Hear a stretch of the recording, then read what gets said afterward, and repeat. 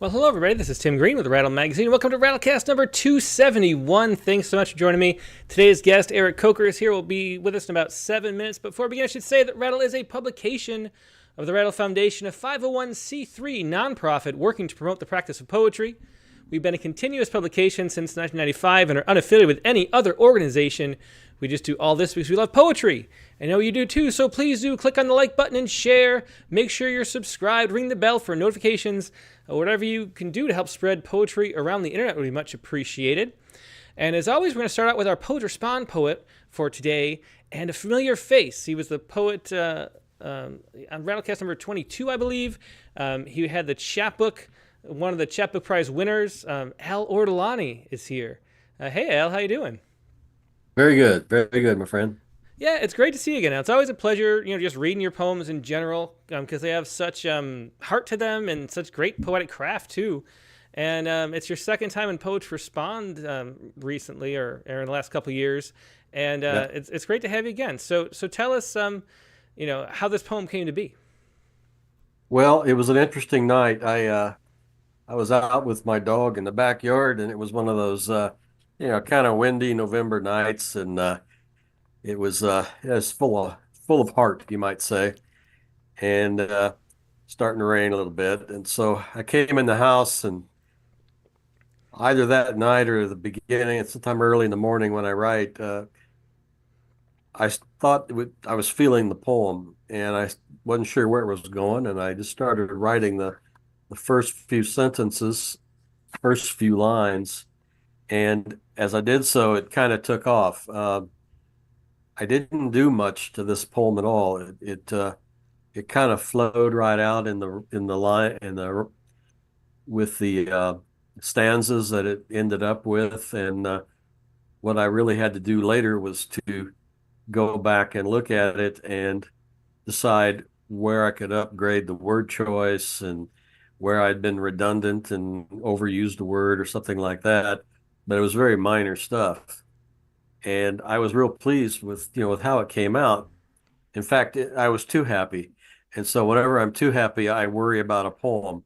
Like, uh-oh, well, maybe I'm kind of suckered myself here. So I gave it a day or so, and I realized it was a poem about Thanksgiving, and I probably didn't put it all together until maybe another day or so later. But I thought, well, I'm going to send this off and see what it's like.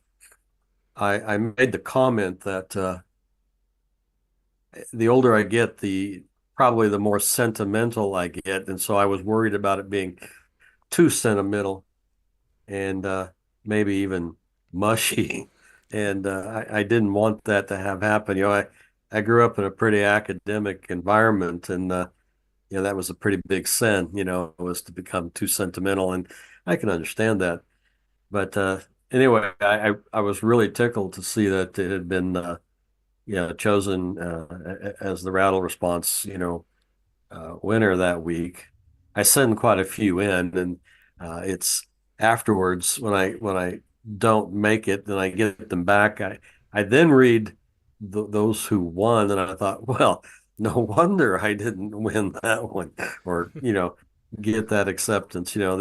These are really strong poems, so I hope this one lives up to that. Oh, it definitely does. We had a great response from it, and you mentioned sentimentality, and I feel like publishing poems, we're always swimming against this like tide or this river of cynicism, and so when you get a Yeah. poem that feels good in that way, it's like a breath of fresh air. It's like a break trying while you're trying to swim upstream. And I so know. it's really nice, especially in the last month or so. There've been a lot of dark poems, and so having a little bit of good feelings was a nice thing to add to the series. Well, I thank you for that. That's what I was hoping this would bring about. I did get a couple of nice emails on it from people I didn't know, and I was real happy to get that response from strangers. And then, of course, my family, those who bothered to read it, liked it, but I expected that of my daughters. Well, why don't you go ahead and read it, Al? All right. Uh, I entitled it "Somewhere It's Always Thanksgiving." Last night when I crawled into bed and switched off the light, too tired to read, too tired for an audiobook on low volume even, I said I said what I called my evening prayer, which is more of a recap of the day and a short rundown of all I should be thankful for.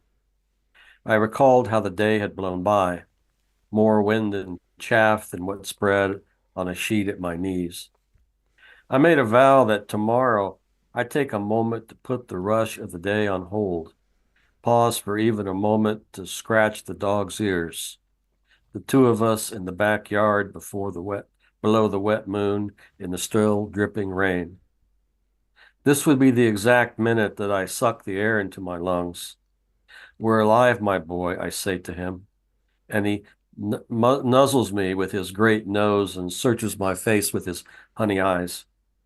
We've only got a moment, I say to him, and then tomorrow it's someone else in the same backyard with the same dogwood we planted, drawing in its sap for the winter, protecting the heartwood for another someone's spring. But he already understands all this. It's why his eyes are so warm, so completely given over to the one wish that matters. Okay, my boy, it's okay. Yeah, very sweet poem. Thanks so much for sharing that, Al. And people have Yeah. asked, what kind of dog is it? He's a rescue guy. Uh-huh. We picked him up at the beginning of COVID, and we always had dogs when I was a kid. But I had so many younger brothers and sisters that they kind of dominated him.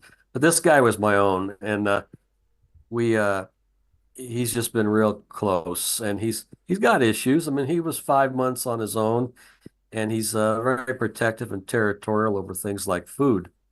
But when it comes to communicating in that sort of secret one-on-one hush you get with animals, we've been right on with one another, and I feel myself really close to him.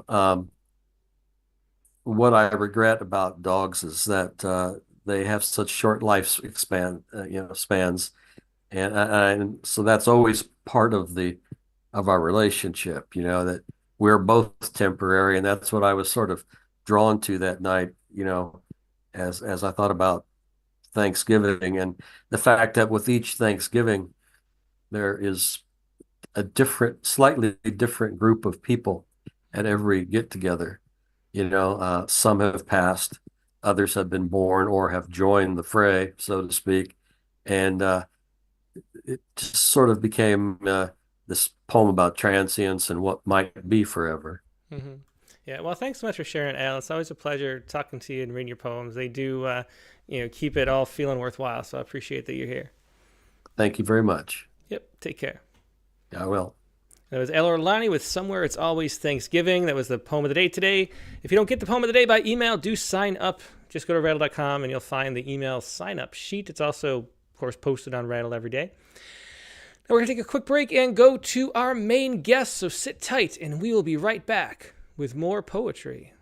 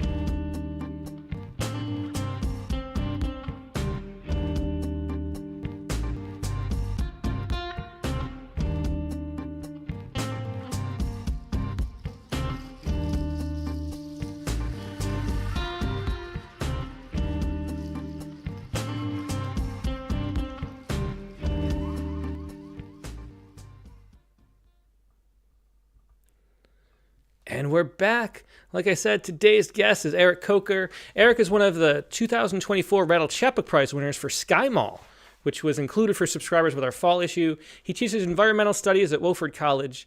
Some of his poems have appeared all over the place in 32 Poems, Boston Review, Gulf Coast, Oversound, A Public Space, and many others, including an older issue of Rattle.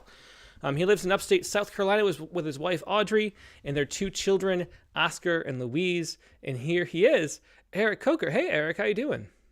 Hey, doing? It's so great to be here. Thank you. Yeah, it's really such a pleasure. This is one of those books, Sky Mall. When we're reading the Chapbook Prize, we're reading through, and usually the process actually is that we read like a few poems, kind of get the feeling of the book, skip around, see what's going on, then set it aside to read more closely later.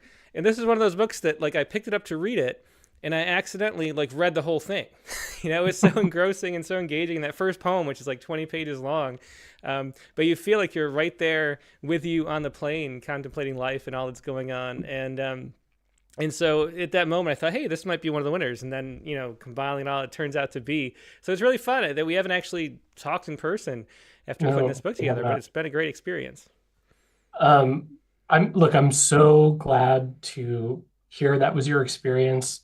There was a moment while writing it that I worried I was writing kind of the dumbest thing anyone has ever written. That's very exciting for me that was your experience. And it was so much fun to write, and that any of that translated to you reading it is so lovely to hear. So thank you.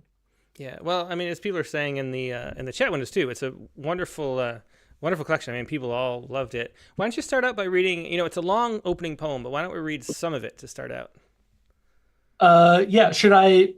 So I was thinking maybe I would read sort of the opening 2 pages and then the last like 2 pages ish. Should I just read that all the way through, or? Yeah, that sounds good. Mm-hmm. Great. Sky Mall. Among clouds, I have a doers. I'm going to Connecticut. My wife and daughter are already there, and our apartness feels material.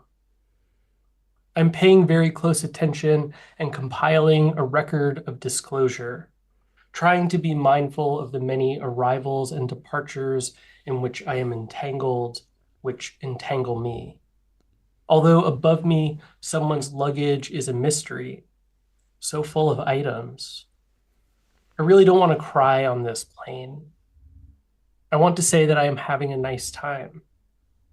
Other people seem angry at the plane, angry to be traveling in general. But you're always traveling, I want to tell them. You're always going somewhere. Wait, where is the earth? I just see sky. I've never seen it in quite this way. Blue, yes, of course blue. But also trying not to be. Almost aware of its blueness as a lie, an emergent property that suggests a point of view overcompensating for its needing to move on. The plane levels, but I worry I'll keep looking up forever. I've already seen it. Just the other day, NASA released new photos of the universe. These are the oldest galaxies, they said, but the oldest galaxies look just like the new ones. They just look like tiny things you want to pinch between your fingers. Oh, right. The world is here. It seems to be made of lines. At least some of it is made of plane, which isn't really a substance as much as it is a stand-in for many substances coming together whose togetherness appears to us as plane. I think it's strange that our apartness is composed partially of what will bring us together, that our togetherness, like being apart, is also composed, is itself a composure.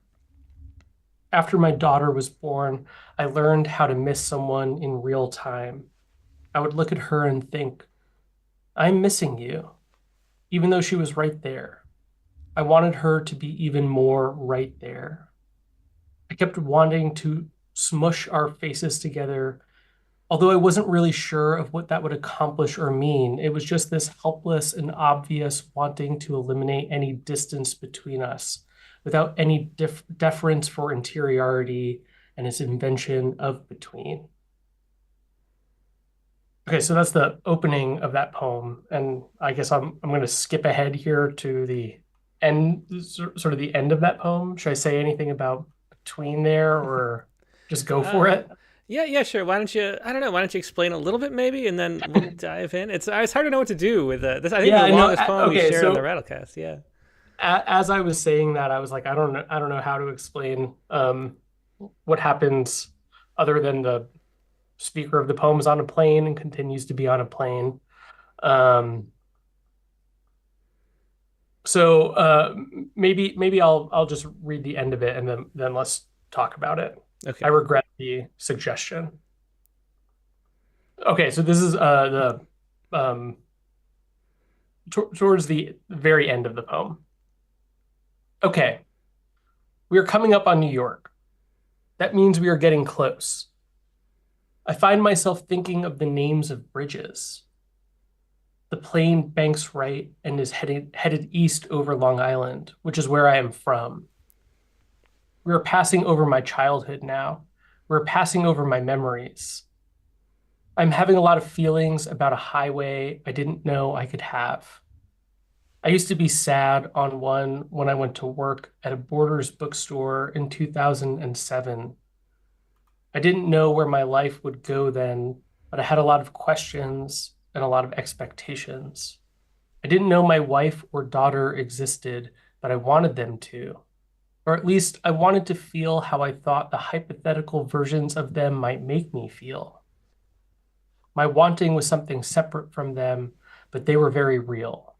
My wife was somewhere else, probably Connecticut, probably where I'm going, where it turns out I had always been going, only unable to see that then. I was too busy being sad on the Meadowbrook Parkway, listening to CDs. Even though my daughter wasn't born, the material of her being was here. It was just on its way to being her. Some of it being sad on the Meadowbrook Parkway, unaware that the sadness had to travel backwards from this moment, flying on a plane, to be fully understood.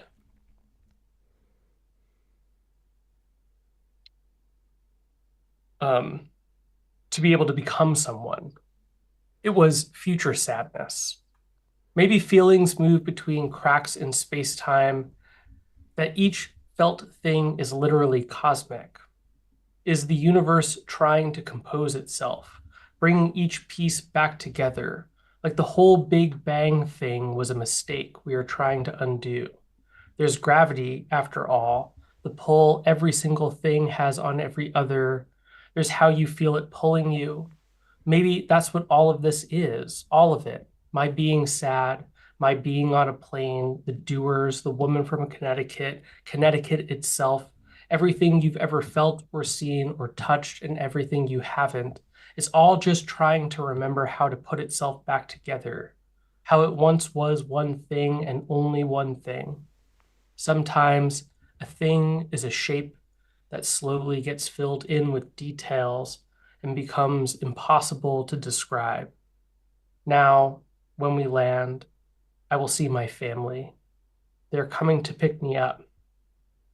They have been traveling towards me while I have traveled towards them.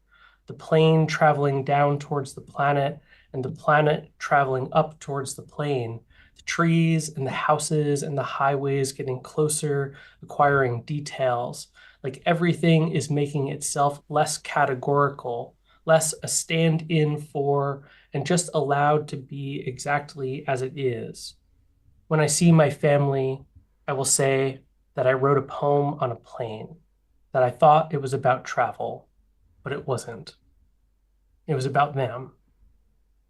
What's that thing people say? Something about the journey, that the journey matters more than where you are going. No, I don't think that's true. The plane has to land on something. Yeah, that was the title poem from Sky Mall by Eric Kocher, and I mean, just what a poem that is. It's one of the more philosophical poems that we've published too. I mean, winding its way through just so many topics of life and connection and time and the temporal nature of reality and togetherness and loneliness. So how did this? I assumed that this poem was the first one in the book, as it's sort of presented here. How did this come to be? Well, okay, so I think every poem has sort of two beginnings.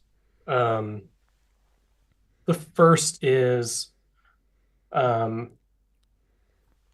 when you encounter the thing that makes you decide the poem needs to happen on some level, right? Like, um, so the beginning of this poem for me was when my friend Mark made a joke to me about uh, publishing a poem in Sky Mall magazine, right? And I think sometimes like you encounter an image, um, a phrase, something, right? And you recognize that the thing means more than you expect it to. And especially when it's something you take for granted, right? Like the phrase Sky Mall. Um, so I think I held on to that for nearly a decade. Uh, and then the actual beginning of the poem was um, I was sitting on a plane. My wife and daughter had to go up to Connecticut for a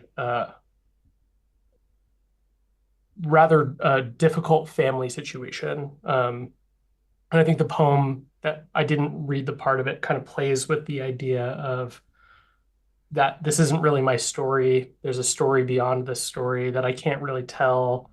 Um, and it was my first time traveling after having become a father, and I was like sitting on a plane by myself, and I kind of had this like manic alone moment, and I took out my laptop and just literally everything that happened to me, I just wrote down.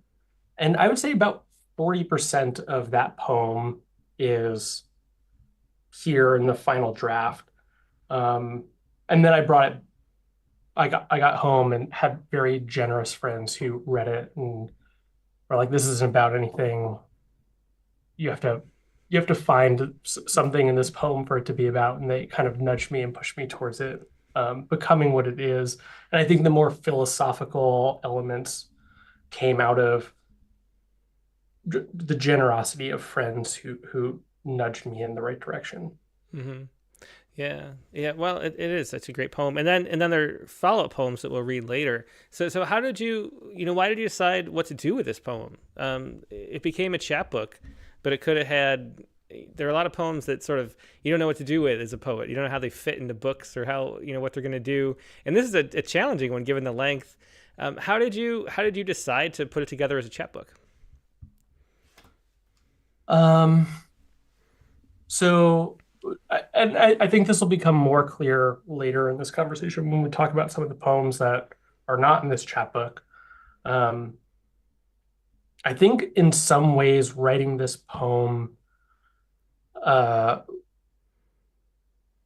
required me to resist everything I thought about my own sensibility as a poet and the values and assumptions I sort of made about concision and tightness and um, a general sense of what I could accomplish in a page or so. And I think this poem, I tried purposefully to say, well, what if I make space for the thoughts that I have that feel like sprinting in the opposite direction of poetry? I don't know if the sections that we just looked at embrace this very much, but there are parts in here that, right, there's a line that's something like, um, refers to a cloud as very homogeneous, right? Mm-hmm. And I think sometimes I have like that's a thought that I had that I was like, that's a that's kind of a dumb thought, you know?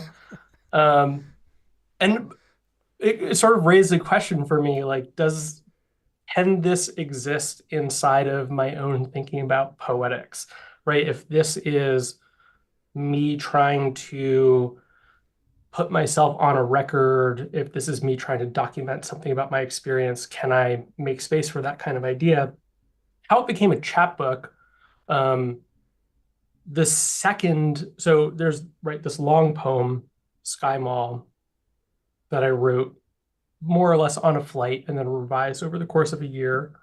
And then the second half, um, my wife and I we got to go on vacation the following summer. And during the time we were on vacation, my wife found out she was pregnant with our now almost 8-month-old son, Oscar. Um, and I kind of found myself in that same sort of space where I could just say yes to everything about my experience. And I tried to just put it on the record. And I feel like I just made this thing that just happened to be chapbook length. Hmm. I wish I could say it was a conscious decision to write a chapbook, but I feel very lucky that I wrote one and that you made it into this thing and we get to have this conversation. Yeah, well, it's definitely a pleasure, and everyone's talking about how much they love the voice and how engrossing these poems are. Do you another one? Do you want to go to safety features next? Yeah, let's do that. Um, okay. Uh, Safety features.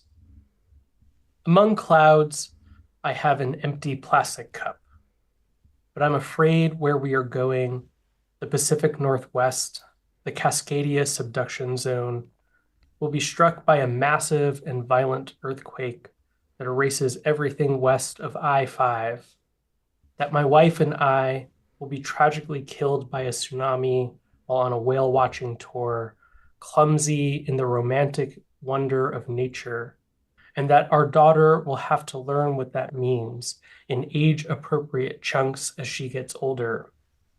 First, that we are gone, then how, that we were people who were clumsy in our romantic wonder of nature, and so on like that, until I am breathing all weird and panicking up here, trying to remind myself that none of this is an appropriate disposition for someone going on vacation.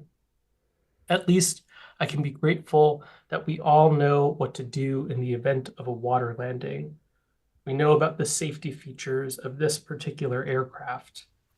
Even as I feel my feet swelling in the atmosphere, I untie my shoes and press the button overhead. I'll get another Dewar's. I'll try this again. Yeah, so that was safety features by Eric Kocher, another poem from Sky Mall. And you mentioned that this diverges from what you usually thought as you try to approach poems, as far as convention and things like that. Um, what is your background in poetry, and what was your journey into poetry like, and how did this book, how did you develop those expectations and thoughts for this book to be subverting? Oh boy. All right. So at some point, cut me off when this becomes me talking too much. I'll try to tell the shortest version of that story that I think I can. Um, when I was in high school, I uh,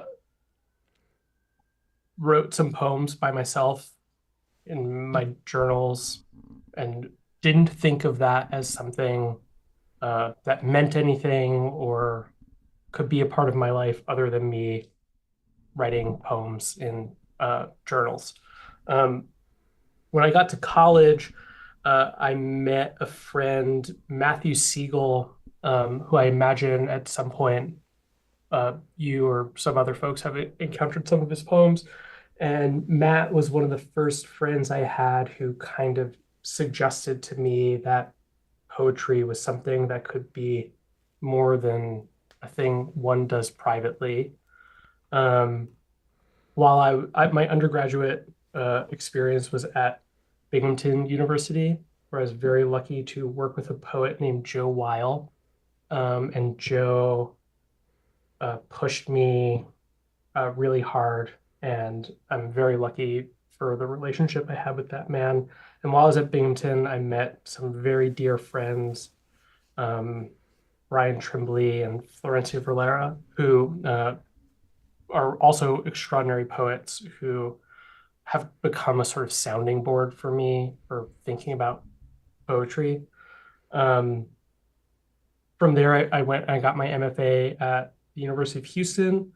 At the time, I got to work with the late Tony Hoagland, um, and Nick Flynn, and Kevin Proofer, and Mark Doty had left or was on his process of leaving. And in the process that he left, there were some really great poets, Bruce Smith and Matthew Zapruder, who came through, who I got to take some really great workshops with.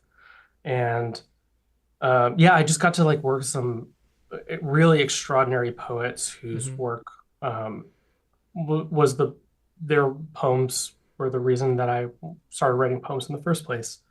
And then, yeah, I guess from there, I there's a more complicated, weirder story after that of a person who thought maybe he should stop writing poems and decided to start writing them again. But yeah. Well, that's interesting too, because I mean, one of the things I always find fascinating are poets that do other things besides for teach poetry, and that you teach environmental studies, and not literature. It's really interesting to me. So I assume that's part of the swerve. I assume that you sort of did that and did poetry sort of in your spare time, what little there is, or something. So so what was the swerve into environmental studies then? Well, I would say the swerve into environmental studies is weirdly a swerve back into poetry. I spent most of a decade running a nonprofit, and then was lucky enough to sort of find my way back into higher education. And I am in a department, so environmental studies departments, I think in most colleges and universities is sort of a conglomerate of faculty members from different departments. You might have someone from chemistry, bio, English, whatever. And at Wofford, we are an independent department. So I think at most other institutions, I would be in the English department. But I'm very lucky to be at an institution that gives us the creative teaching space to carve out this weird little bubble that we have, which I'm also in my office on campus right now because I have two small children who would not let me do this at home. So I'm very, very grateful for this space today. But yeah, I mean, I think I spent a long time running a nonprofit, and I mean, well, so Rattle is a nonprofit, and you are very aware of the labor that goes into that kind of administrative management, and yeah, it's a really difficult space to be creative in, and the world I was in happened not to be particularly literary. So I found what kind my of way back nonprofit into it. work was it? What was that? What kind of nonprofit work was it? So I ran this nonprofit called Hubbub, which was an artist in residence public art nonprofit, which is actually how I met Steve Snell, who is the artist whose work is on the cover of Sky Mall. So for the most part, I was managing a residency program for visual artists and managing public artworks around Spartanburg County, where I live.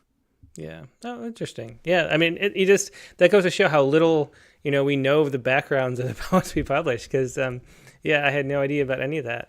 Let's. I want to talk more about poetry in detail. Let's read Cocaine Bear next. Let's. Um, okay, so I guess I'll just qualify this poem by saying, like, in the sort of narrative of the book, the speaker of the poem is like watching the movie Cocaine Bear, um, which if you have not seen, is I think is worth. This poem is a defense of that movie. Cocaine Bear. Everything, as far as I can tell, is about motherhood in some way, and this is eventually gratuitously so. A reminder, maybe, needing forgiveness that is also worth forgiving. My wife is watching a show about a lawyer, I think, who is also good at surfing. Good for him. But that is based only on a few quick glances away from my own study of the horrifying cruelty of nature as portrayed through the continual dismemberment of characters who both do and do not deserve it. My wife takes her motherhood with her. There's no such thing as making distance from that. Another mother on the plane is pacing up and down the aisle with her infant. You can tell that their moment is fragile by her face and the faces of the people around them. I remember our version of this was not so long ago, but elsewhere, in another sky. I understand that if someone woke her child, the details of how she might tear all of us apart. Yeah, and that was Cocaine Bear, which is a fascinating movie, based It's a somewhat weird on a movie. true story. Which, yeah, so that story is a bear eats a lot of cocaine. Well, it's a bear eats a lot of cocaine, and then like the culmination of the movie is that the bear is a mother and has to defend her children, and the cocaine becomes the like strength she needs to defend her children in that Mm-hmm. movie. It's truly bizarre. I love it. It I love really it. is. So one of the things I wanted to ask about, you mentioned giving yourself more space for poems, and the couplets that the poem appears in really stand out as something different because it's the entire book and then these couplets with a lot of space for thought. And Dry Amontillado over on YouTube asked a question about this. He says, "What does the line mean to you? When is a line over?" And how does it differ from the goal of one of your two-line stanzas? Do you feel differently about line break versus the stanza break? And so this goes into the structure of this poem and how that relates to others and how you're breaking out from what you used to be doing. Okay, that's a great question. Um, I think the line is a way to make tension, right? So I think I said earlier that we like every poem has sort of two beginnings, and right, so you encounter something that make an image, a phrase, something that makes you think, oh, a poem. I'm in a poem. This one took the idea between that moment and the writing was 10 years. Um, I think the wow, that's the line is the way that we make create a kind of discomfort and disfamiliarity with our expectations around language and thinking and experience that in that discomfort there is enough to pull a person who is reading the thing forward through the poem. Hmm. I think these poems are a little bit I don't want to say there's an arbitrariness to them, but they are certainly poems that I think are resisting a way of thinking about the line that I just described, right? Um, so I don't know. I mean, I think that's a good question because I don't quite know what craft idea I would offer about what these poems are doing with the line, other than saying they were me trying to not approach line making in the way that I got familiar with making the line. Hmm. Yeah, it's interesting that the focus is tension because you also capitalize the first letters of all the lines, which heightens the sense of the line every time you do that. So each line sort of stands out as an individual unit, which makes it sort of more firm, and then the tension between the two can be greater, I think. So it's an interesting thing to be doing too. Yeah, that also I think was a thing to sort of make myself angry. Like I still have a hard time sometimes with that as a decision, um, because it announces a line in a way that the arbitrariness of the line breaks of the poem often, because they're often very end stop, like there's a ton of punctuation in these poems, right? They often feel there's not a lot of like enjambment to pull us forward.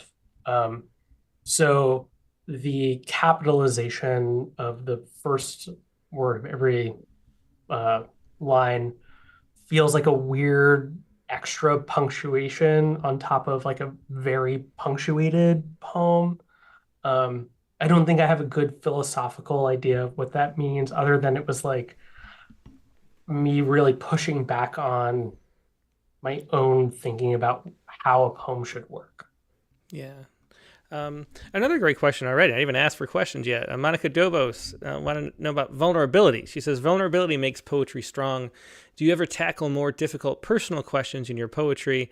And if so, how do you go about it? And I would say, I mean, that's what makes this work so much. The things that you're talking about are really, deeply personal, emotions and thoughts as you're in that space, which I love the airplane because you have that like white noise hum of everything, and hardly anybody talks. It's like the most library-like space that we have, with this like Mm. cocooned in this little thin sheet of metal with the hum everywhere, and it really makes you like turn inward. And so what we get in this book is really, to me, that feels deeply personal, revelations about yourself that come up as you're thinking. So what are your thoughts on that, Oh. about being vulnerable in poetry? Um, that's again a very good question. What do I think about vulnerability?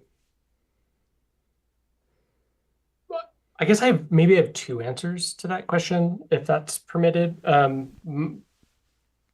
I think on the one hand, I can't imagine a way to make poems in which you're not in some fundamental way being honest about something that's hard to be honest about.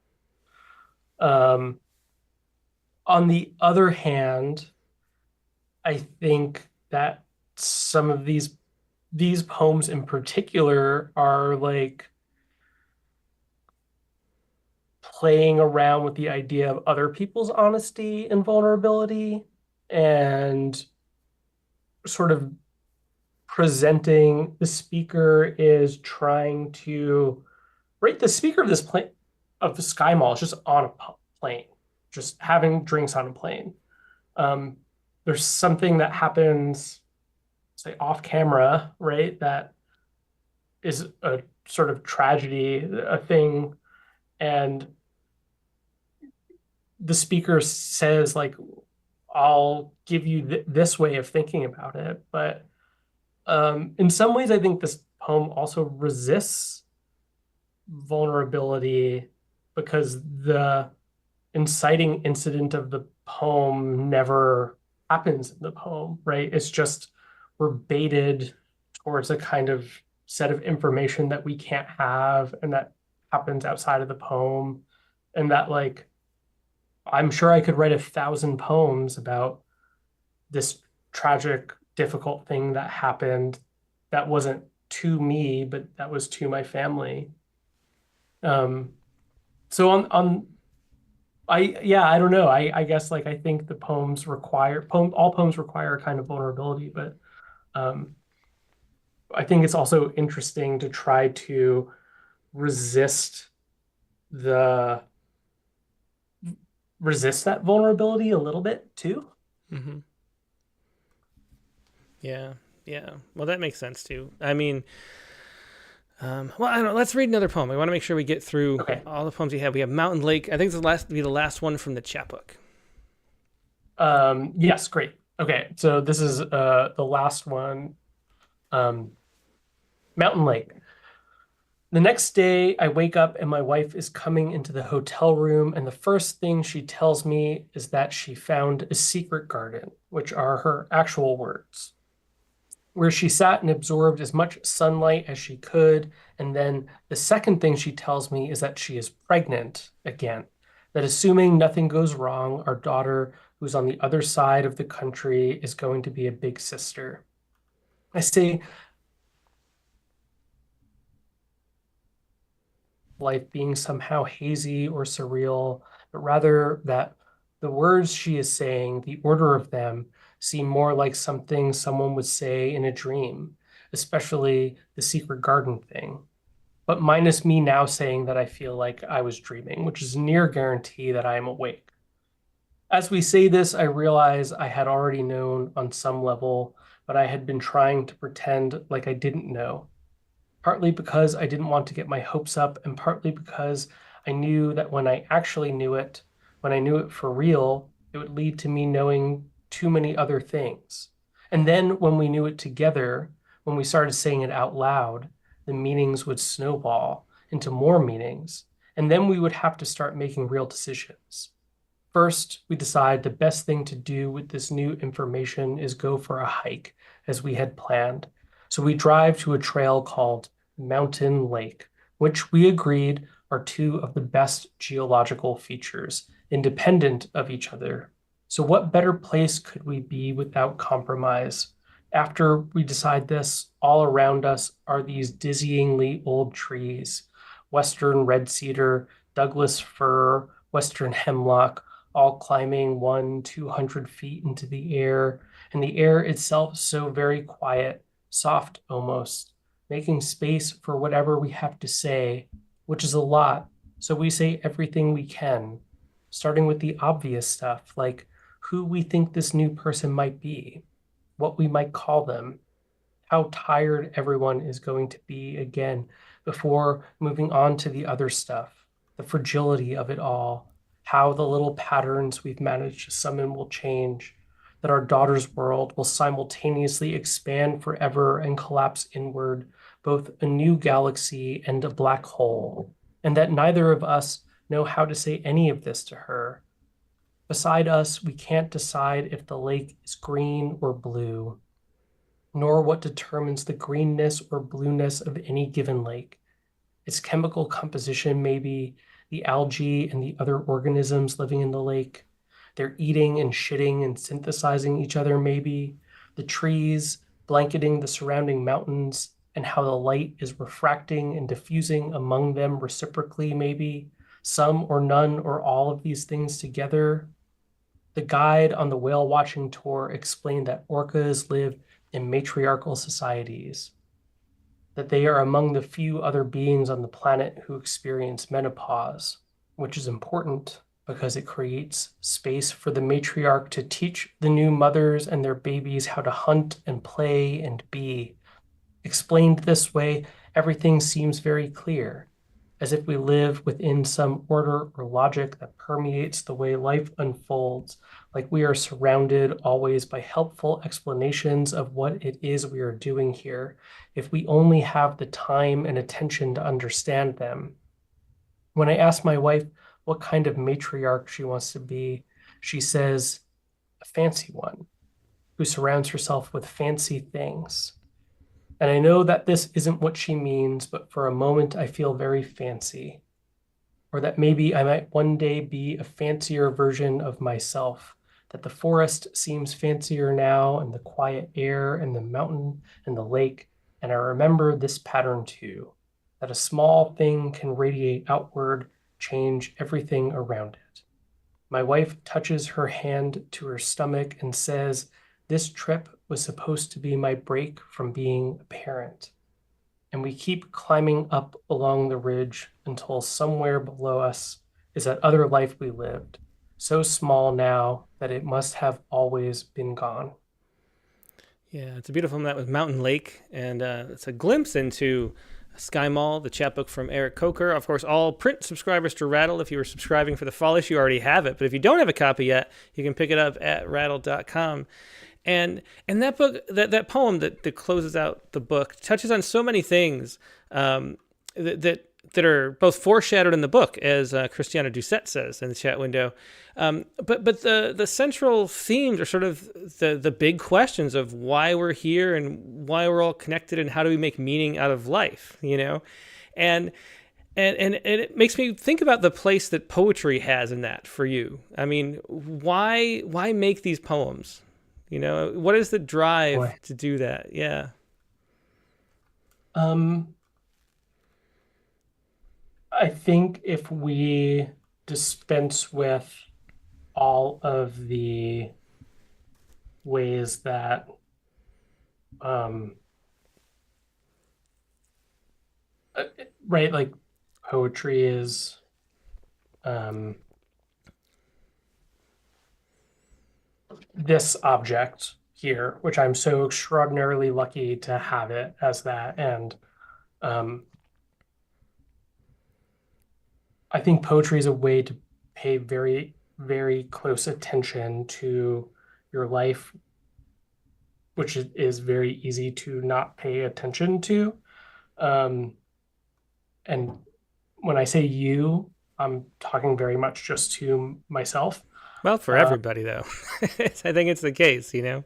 yes, yes, for sure. Um, it feels very easy for me to not pay attention to my own life. And my children have made it so, and my wife too, right? Like I think when I allow other people to be um, the shapers of my own thinking and experience, I find my experience becomes wildly more interesting than my own thoughts about it, which are I just get very bored of myself. Mm-hmm. And um, when I really allow the presence of other minds to be in my own, my experience of the world becomes so much more vibrant and interesting.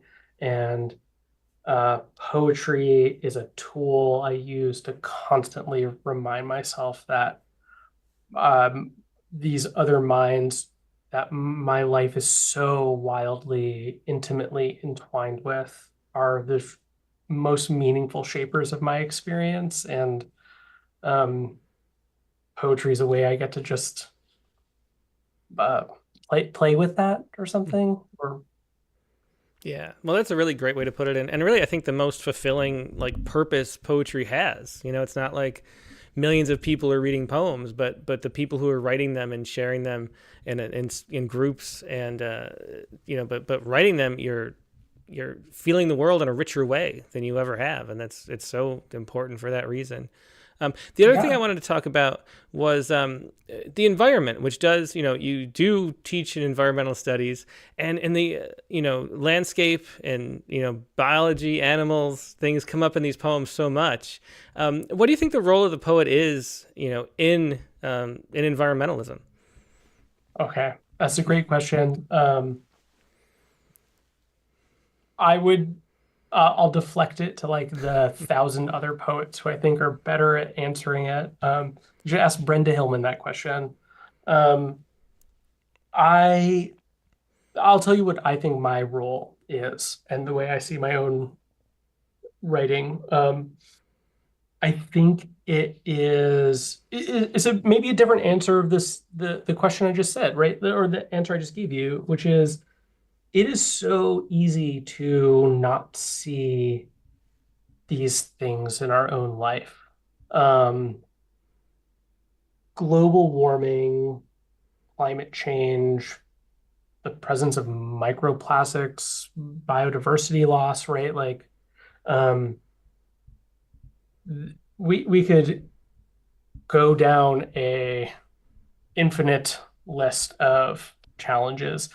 The reason I wasn't on this podcast the time I was initially invited was because a hurricane came through upstate South Carolina and destroyed my neighborhood and destroyed the uh, Western North Carolina area very near us. Um, at some point, you and I had been emailing about this, and you um, were fleeing wildfires, right? Like there are these things both have very micro, domestic, daily, these big ideas have experiences that show up in our everyday life. Sometimes they are, I don't have power for a week. I have to run away from my home. Sometimes they're just like you're at a grocery store and your food has arrived from everywhere on the planet, right? And it's really easy to pay attention to these things when they're big and dramatic. And um, it's harder to pay attention to these environmental issues when they're less sensational, when they're less clear, when they're shrouded in misinformation, when they're shrouded in memes and the way that information just travels on the internet. Um, and I think I'm particularly interested in trying to document the sort of fragmentary ways that we bump into these planetary global forces, whether that is climate change or the politics of it or the capitalism that is creating it, right? Um, Hmm. yeah, so I think the poet's role is my poet's role is the ways in which it's easy to forget about or something like that. Hmm. Do you think it's more about documenting things as they're happening or about persuading and changing people's opinions? Is that ever something that you think about? I don't think about it in poetry as I'm not making an argument in a poem. Um, I don't even know if I'm making an argument in my classes. I'll leave my students to define that for me. Um, no, I don't think of poetry as a tool to be persuasive as much as it is to enact a kind of disruption of thought that we can then practice in our own experience. Um, and so maybe I just contradicted myself. And yes, I think that on some way I want poems to help us remind ourselves to think Hmm. differently. Yeah, and they do humanize everything too, and divide things up in ways that we can see differently and feel more of a connection about whatever the topic. It doesn't matter if it's the environment or any other part of the human or natural condition. So, yeah, I think that makes a lot of sense. I should say right now, if anybody hasn't clicked the like button yet, please do. We always have many more people watching than have clicked like, and the likes really help. Also, subscribe, click that button if you haven't yet. And if you have any questions, we already had some great questions for Eric. If you have any questions, leave them in the chat windows right now on Facebook or YouTube, and I can pass some along. But you sent 3 extra poems outside of the chat book, and they're great. So I want to get to reading those too. Do you want to read Sunsetting This next? I would love to. I'll also just give a shout out to 32 Poems, amazing magazine. David Clark, who so generously took this poem Yeah, he was a guest about a year ago too, I believe. And Yeah, I know. and it's a great conversation that you two had. I really loved listening to that, and I think David is so kind and brilliant. Yeah, he Uh, definitely is. Yeah. so this is sunsetting this. My wife keeps saying sunset, but as a verb. Sunsetting this, sunsetting that. By this, she means letting something go slowly away. But the sun is still there, I say, after it sets. Not there, she tells me, pointing to a space the sun could be. We're inside, but I learn I can imagine a sunset almost anywhere. Sunsets over couches, under cars. I tell her someone once told me that pollution exaggerates the color, makes them more vibrant, which implies sunsets were a lot worse before we made our big mess of the planet. Boring sunsets, seen only by birds. I am sunsetting this conversation, she says, and starts walking slowly backwards out of the room. Her own little sunset, seen from inside into morning. Yeah, that's a great poem too. I love that. Sunsetting This by Eric Kocher. And another poem where the environment comes up. It reminds me, I had this argument once about whether sunsets or sunrises were prettier, and the argument was that, sunsets are better. And then I said, no, it's just confirmation bias because you don't notice, you see so many sunsets, you only notice the good ones, so it seems like they're better. But then it turns out, like you said, that the pollution, if you're in a city at least, makes the sunset much better than the sunrise because you have all that smog. Yeah, and I mean I'll also say like the science on that is like a little bit more complicated than the Mhm. poem here suggests. However, yes, I think this is a I well one I would agree that I think I prefer sunrises. Mhm. I'm also a morning person, and so that's my bias there.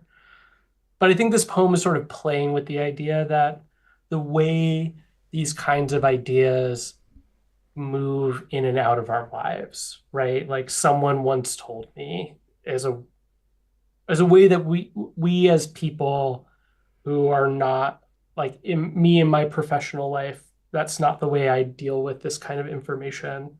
And poems, when you said is a poem making an argument, right? If I was making an argument about pollution or climate change, I wouldn't, one, make the argument that pollution makes things more beautiful. Two, I wouldn't start with someone once told me, right? Like, so in this way, I think a poem is its job isn't to be reporting as much as you said it is documentation, right? Like this is what my actual experience in my life of these things is like. Um, and I try to be really aware of that because so much of my job, my day-to-day life is like, how do we really talk about these things in a meaningful and substantive way? So yeah, I think that this poem is trying to be is a little bit extra playful with those things. Yeah, well, that's the thing I wanted to ask about too, because it's something that comes up for me all the time as an editor. If a poem has a fact that's not true, like technically true, but it serves the poem, I mean, and if it's something about the climate maybe or some important issue, maybe that matters in a different way depending on what it's about. But it's always a struggle. Like, do you leave that? Like, I know that, but the poem's ruined if you take out that fact that's sort of a semi-fact or a parafact, that's not actually true. Do you think poems should be true, or should they honor like the truth of the experience, even if the experience doesn't understand the truth? Okay. I will answer that question from the perspective of me as a poet and not from you as an editor, because I don't know how to answer it from your perspective as an editor, which is a totally that's the question you just asked is above my pay grade, Tim. Um, I don't know. No, I think as a poet, your job is to um, go deep into the experience of the thing, regardless of the truth of the thing. Um, and the truth meaning some kind of factual thing that exists outside of your experience of it. Because your experience is always true on some level, right? Um, and I think, right, sometimes the job of the poem is to make something more complicated than it is to clarify something. It is to entangle something more than it is to pull apart the things that are shrouding it. So no, I don't.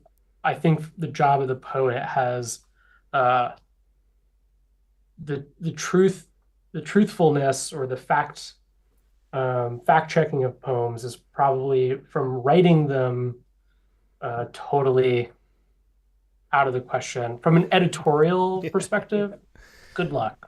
Yeah. Well, my position is that I'm very skeptical of facts and truth claims generally, and so I take it sort of everything with a grain of salt personally, because who knows, even if you're reading the New York Times, like half of it's not true. So, so in a poem, I think you got to kind of take that and take it as the experience is sort of where I go, but it does, like, it rubs at you and wonders if you're doing the wrong thing, as you're letting some things out that are just not really based in reality, which comes up a lot with the news poems, because a lot of times we'll read poems for Poets Respond, reading the submissions, and it's a story that presents things one way, and the next week it'll turn out that that wasn't true at all, and there'll be poems talking about it the opposite way because that whole news story was completely fictitious. And so it's just an interesting question. Well, I want to read these last two poems too. Let's read Inner Winter Solstice next. Right. Uh, Inner winter solstice. Each year I'm earthbound. I keep falling into it with my feet. I'm not sure what I keep failing to see between the long shadows stretching north now that once required such stonework to be believed. Unworshipped light, I guess, moves on. And what if where it's going, I can't imagine that either? Maybe to some other planet full of slimy fuckers with dinner plates for eyes. See what I mean? I haven't got the chops for it. All my aliens are green. What if the best I can do is a regular spaceship to go chasing after in, only a little bit slower, falling forever behind? Until one day, what? Getting to the end of it, every known thing in the rear view, finally in a position to think of something new, only it's just a sheetrock white wall gathering starlight, which, when seen all together, looks like nothing. Very interesting. Another great poem by Eric Kocher. That was Inner Winter Solstice, a newer poem. And so that brings a question: what are you working on now? And how is the transition of SkyMall into this different kind of voice? It's more open and maybe associative, and I don't know, that kind of voice. Has that morphed into what you're writing now and blended with what you used to write? Like, what's the status of that? And also, do you have any manuscripts that you're kicking around based on that? Um, okay, so what am I working on now is the question that I was hoping you were not going to ask me. Because I've got a 8 month old, almost 8 month old baby at home. Um, so writing is pretty low on the list of things that's happening in my life at the moment. Um, I have so the poems, Sky Mall, and then the other poems in the manuscript are part of um, a full manuscript that I've been sending out. Been lucky enough to be a finalist for a couple things in there, but uh, you know, if you're watching this and you want to publish that book, it's available. Um, so I have a vision for a follow-up manuscript that I'm so uh, reluctant to say anything about because I think if I say anything about it, I might not write it or Mm, something. Um, but this book, uh, the Sky Mall manuscript beyond the chapbook is a book that I think is asking some bigger questions about the way that I think systems of capitalism make us feel alienated and alone. And I think that's pretty central to what the poems in Sky Mall, the chapbook, are about. Um, and I think that that sort of the central question is the sort of tension in my life right now is between my day-to-day life of my family and caring for a baby and a toddler, and trying to be a good partner, and the way in which the rest of my life and that part of my life is wrapped up in these systems that seem to try to make us devalue one another and ask us to be a little bit more alone than we should be. hmm Yeah, well, I can definitely relate to all that. When after my daughter was born in 2010, I didn't really write poems for like a decade, really. Not to scare you, but I was like, my priorities were different. I got out of the habit, and other things. I had thoughts that would be worthy exploring in poems, but they never got to any kind of page for like 10 years. And I was wondering if I would never write a poem again, actually. And then I went on a writer's retreat, just so I got to go to a free writer's retreat once and wrote a bunch. And I was like, okay, it still works, which was actually a problem because then I let it go and after like 7 years after that because I knew I could come back to it at any point.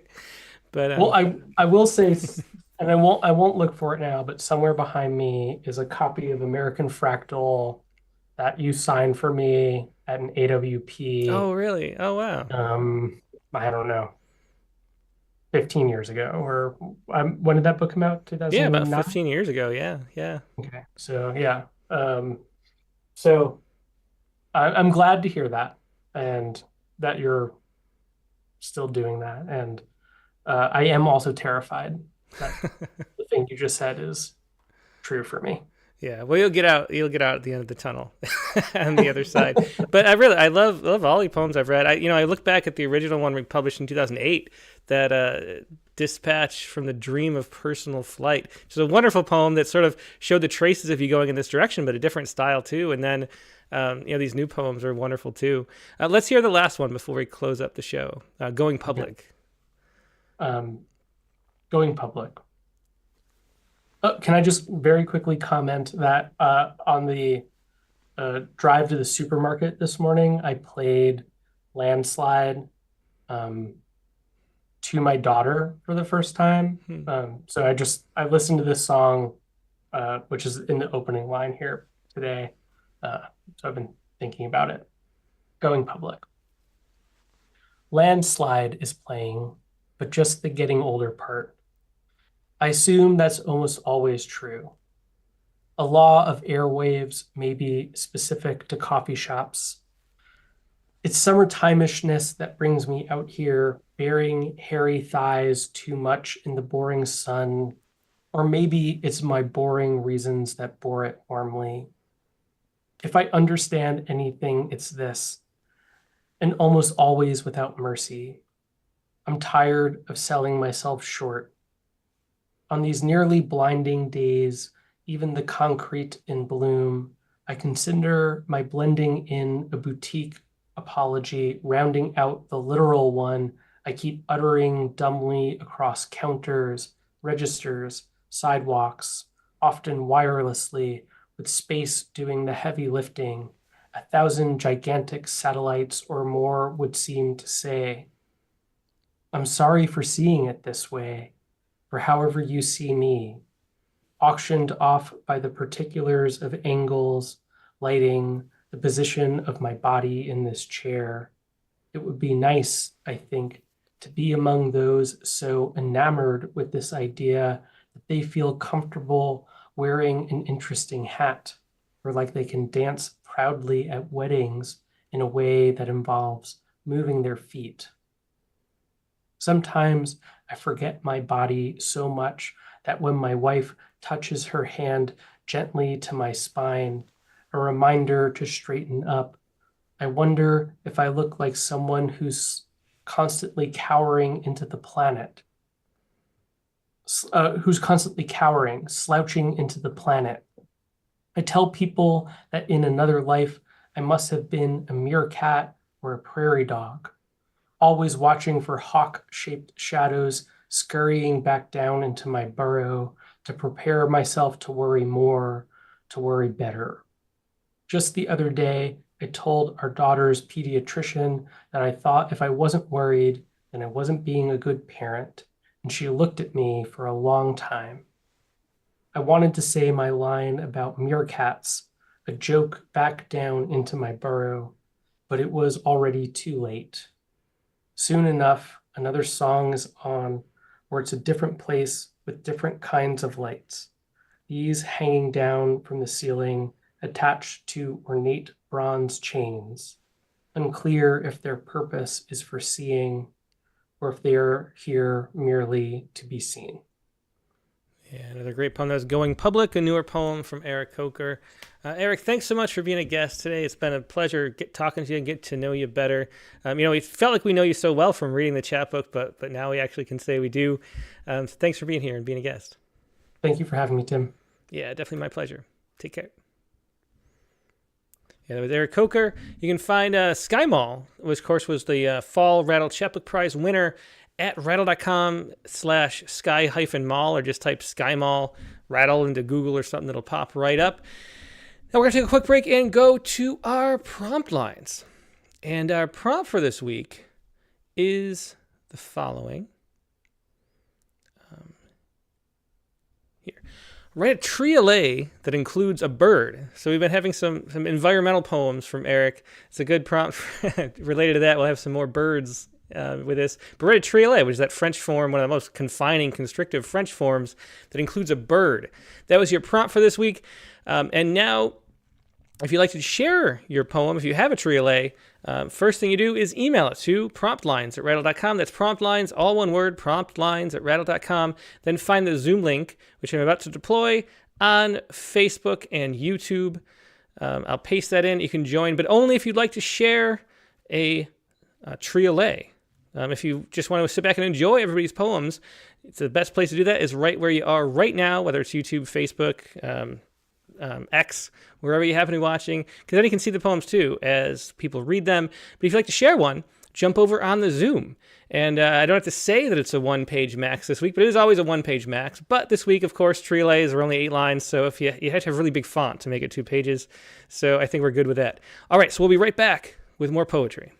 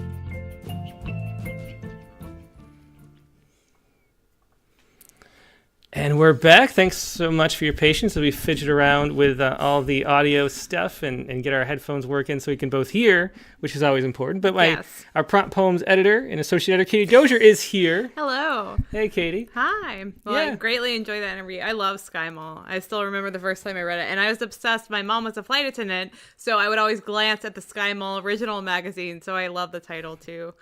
Yeah, really great title and great book of poems, so engrossing, and it's hard to do it justice with like a small section of the poems. Yeah. But it really is a book that so many people wrote to me and said that they had the same experience. They sat down, one person said that they started reading at their mailbox and then just like sat there on the porch reading the whole thing. That's front porch poetry. Yeah, that definitely is. All right, so our prompt, like I said this week, was to write a triolet that includes a bird.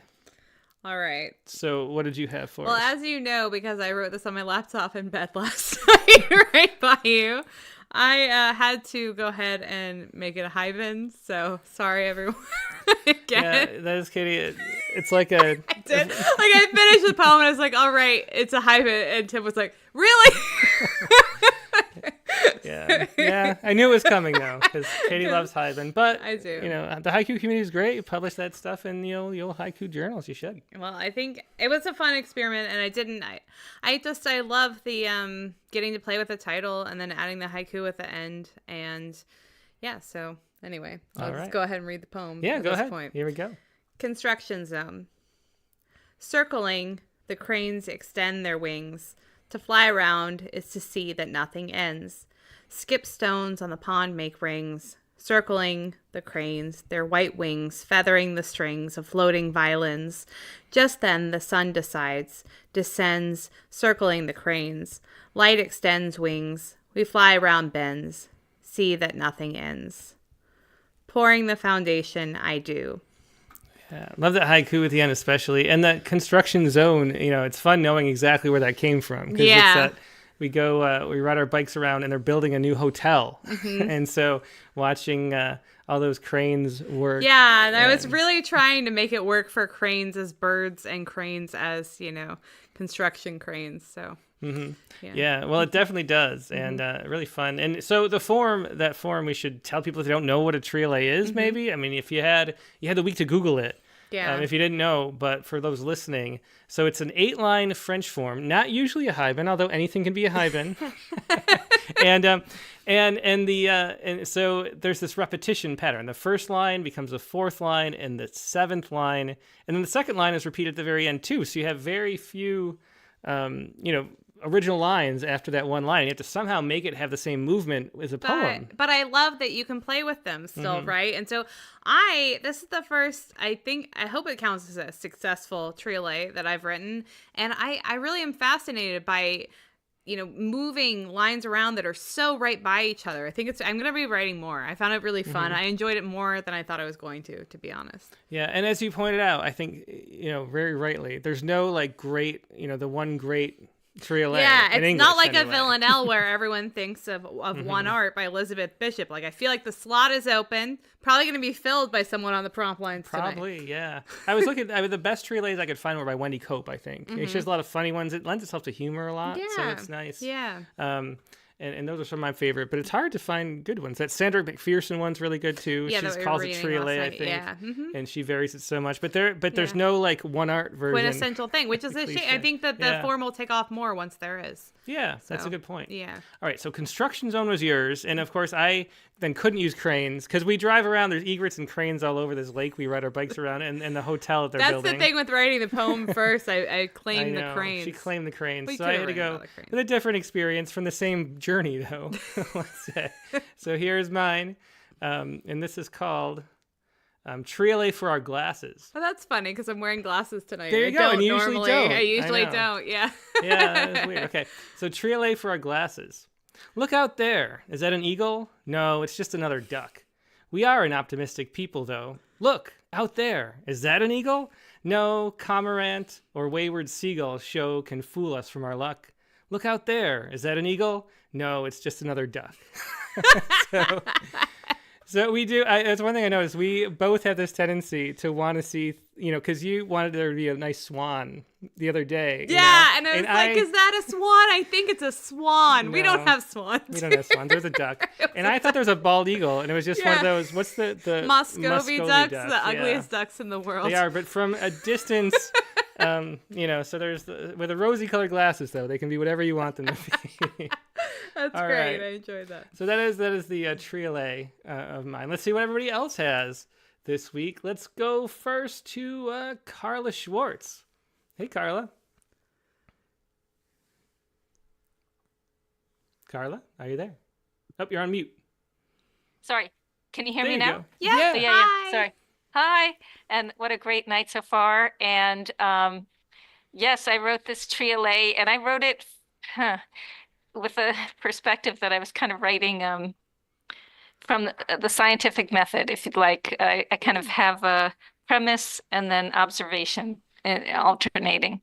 So it's called At the Picnic Table, Studying for Generals. And generals are the names of the PhD exams that I had to take at Princeton. Yeah, interesting. Okay. Okay. At the picnic table, studying for generals. Every day I'd open Leuenberger to study stochastic optimization. At some point later in the afternoon, the rustling of leaves. If we keep convex, we can boil down all the proofs to projection. Each morning, I'd study my book on stochastic optimization. I could learn better if first thing in the morning, I'd take a run. Listen, the unmistakable song of the rufous-sided towhee. To pass my exams, I need to study stochastic optimization. At some point in the afternoon, listen, the rustling of leaves. That's Seated great. out, I have a little bit of a haiku too. I called this a triolibin. That's better. I like that. Wait, seated outdoors, learning birdsong. Oh, that's very interesting. Yeah, thanks for sharing. I was going to say, I didn't realize that. I thought that was a note, not Yeah. the poem. We are 3 poems into the prompt lines, and 2 of the 3 have been hybrid. Sorry, Carla, what did you call it again? Because I liked what you said a lot better than whatever I called mine. I called it a triolibin. Triolibin. I love that. That's great. That is great. Yeah, but what I was going to say is I think it's such a great topic for the triolet form because you have that repetition and studying something like stochastic optimization Yeah. is something that You're seems gonna go back. Yeah, you're gonna have to. It seems like a chore every time you got to go back to that book, and so that the repetition of it really sinks that's that a great home. I idea. appreciate. Yeah, that's fun topic. Carla. Thank you so much. And I look forward to hearing everybody else. Yep, thanks, Carla. That was Carla Schwartz with At the Picnic Table, Studying for Generals. All right, and next let's go to Christiana Doucette. Hello. Hi. Hey, Christiana, how are you doing tonight? Doing all right. I have a poem. Right now I'm calling it Cold Snap Triolet, but I just wrote it this afternoon, so I might change the title here. I think it still needs some editing. But it was Thanksgiving week. No, Yeah. definitely. It was a good one for Thanksgiving. That's why I wanted the triolet. I mean, it's still work. It's a form and everything, but Yeah. No, and I really have been wanting to push myself on some of the repetitive, the ones that like return to that line over and over again, because I feel like it's an area where I really need to push myself. So thank you for doing this one. I was excited to have it. Yeah. So I've named this one Cold Snap Triolet. And I did play with the lines just a little bit, but I tried to stay mostly consistent with it. So I'll go ahead and read it. The trees shiver December weather, drop last leaves beside the river. They clink their freezing limbs together. The trees forgive December, whether she leaves a single cardinal feather or not. They know they will outlive her. The trees remember December weather as spring leaves pop above the river. Very nice, yeah. That's great. I love how much movement is in there because that to me was the challenge too. With so many lines repeating, how do you have a poem that moves in so few lines? And I think yours definitely moved with the seasons. I was trying to, I was trying to think through, and I liked that weather kind of has like 2 different words it can be, but the same. Yeah, that's So really I played- clever. I played with that a little bit, and then I tried not to change more than like 2 words until I got to the very last line, and then I was like, oh, this is it just has to be this. Yeah, well, very fun. Yeah, lovely poem. Thanks so much for sharing that. Thank you. Yeah, that was Christiana Doucette with Cold Snap Triolet. This is fun. We're moving through triolets at a rapid rate today, Yes, too. this is fun. Let's go to Jimmy Pappas, who I'm not sure if Jimmy shared a poem. He popped on once. And then, are you there, Jimmy? And do you have a poem this time? Yeah, I am here. Sorry. Hi, Yeah, hey, it's Jimmy. great to see you. Do you screen share? I don't know if or I can screen share if you like. Well, you got to email the poem to me. Did you email I the poem? did. It was late though. But Okay. sorry. Well, let me pull it up if we In the can. meantime, nice tie tonight, Jimmy. I always wear a tie, and I'm always in beautiful downtown Fiji. That's Nice. That's a good policy in life, I think. Yeah. Yeah. Well, I got taught the a poem. workshop in triolets, and I wrote about 20 of them. This was my first one. It was about a parrot. And Interesting. once I stopped writing them, I never wrote another one. It's sort of like you get in the mood, and I was just doing them like crazy, just writing and writing. So now Triolet I'm on fever. villanelles. I got 2 villanelles, and I'm going to go crazy on villanelles. That's great. All right. Yeah. Well, I have the poem right here, Jimmy. So go ahead and read it whenever you'd Okay. like. I have to. You're not sharing it? All right, I got it over here. Yeah, you got to pull it up. Okay. The woman and her parrot. First is an epigraph. She was not quite what you would call refined. She was not quite what you would call unrefined. She was the kind of person that keeps a parrot. That's a Mark Twain following the equator. So I'm kind of stealing a little from Mark Twain. She was the kind of person who kept a parrot. She was neither refined nor unrefined. They sat on the veranda to share a carrot. She was the kind of person who kept a parrot. We would all stare and wonder thereat as she and her parrot wined and dined. She was the kind of person who kept a parrot. She was neither refined nor unrefined.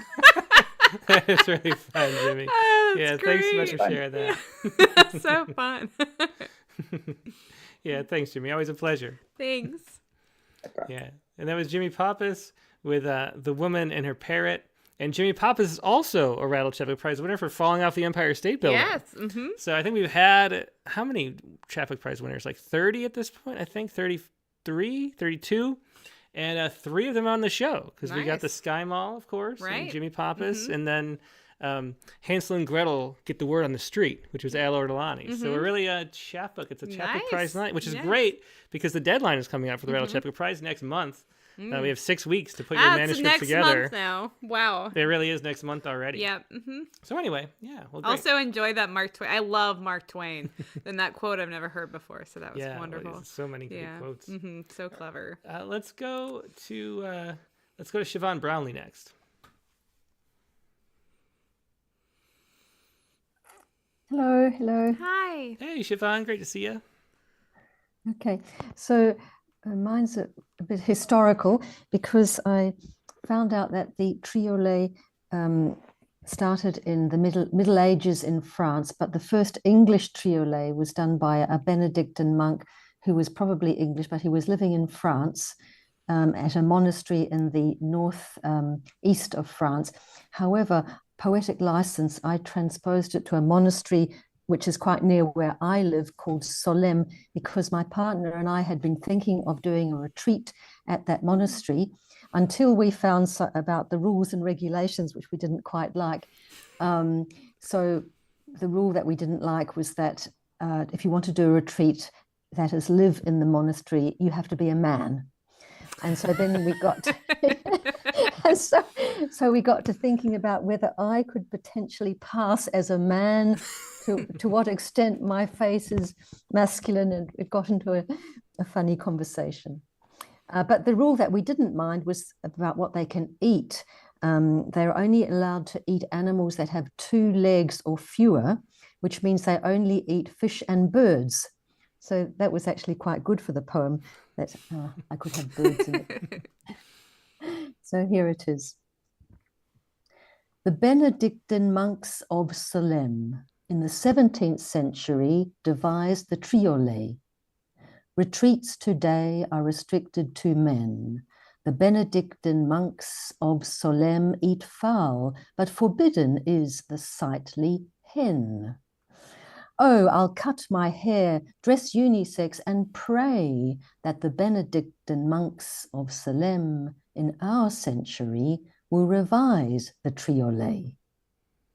So the triolet becomes a sort of a symbol of all the rules and regulations. And if you scroll down, there's an image of the monastery, and you can see Wow.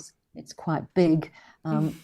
Currently, there are about 50 monks who live there, and they're known for the Gregorian chant. Oh, Oh, wow. I wow. would love to hear Yeah, that. definitely. Mhm. How far away can you hear that? Yeah. Very interesting. Sorry? Well, is that the kind of thing you can hear from far away? I don't know. I think they do it in the church services that they. I would So like I be think sneaking up to the I window, know, getting in really. trouble to Yeah. listen. I love Gregorian chant. Yeah. Well, thanks so much for sharing that, Siobhan. Really beautiful poem. Okay. I love you. the history lessons all the Yeah. time. Yeah. Okay. Thank you very much. Bye-bye. Thank Thank you. Yeah, it was Siobhan Brownlee with a triolet. And next, let's go to Jared Campbell. Hello. Hi. Hey, Jared. How you doing? Great. So I'm pulling up. What do you got for us? Oh, you have a photo too. Yeah. But I won't show it. We won't give it away yet. So the flamingos. Okay. 1,000 flames reflected on the surface of a caustic lake is such a freak phenomenon. The 1,000 flames reflected on spread wings and all at once are gone like dreams. Remember when you wake, 1,000 flames reflected on the surface of a caustic lake. Oh, very nice. Yeah. And so there's the photo of it too. Yeah. And they really do look like flames. That's so interesting. I'm Yeah. sure I'll think of this poem the next time I see a flamboyance of flamingos. Right. That's just what their name means, is just flaming, and then Oh. go at the end. Yeah. Oh, wow. I didn't know that at Yeah. all. Oh, how neat. Yeah. Really cool. Well, thanks so much for sharing that, Jared. The pleasure as always. Thanks. Yep. Thank you. Bye. Yeah. There was Jared Campbell with the Flamingos. And next, let's go to Brian O'Sullivan. Hello. Hey, Brian. Hey, Brian. Hi, good to see you. Good to see you. So, I was still kind of in childhood memory mode from last week, and it's kind of more about the absence of a bird, but it is called Just for a Change. My mother made a rib roast for Thanksgiving, though all the other kids were having turkey. And with downcast eyes, I spent the day grieving that she made a rib roast for Thanksgiving. I shouldn't have spoiled the day by believing that turkey for Thanksgiving was the key. Thanks, Mom, for the rib roast Thanksgiving. Let all the other kids have their turkey. That's great. Very fun Yeah. Thanksgiving poem, Brian. Yep. Yeah, thanks so much for sharing that. Thanks. Yeah. That was Brian O'Sullivan with Just for a Change. Next up, yeah, we're rolling along. It's nice having these triolets. Let's go to Laura Berg.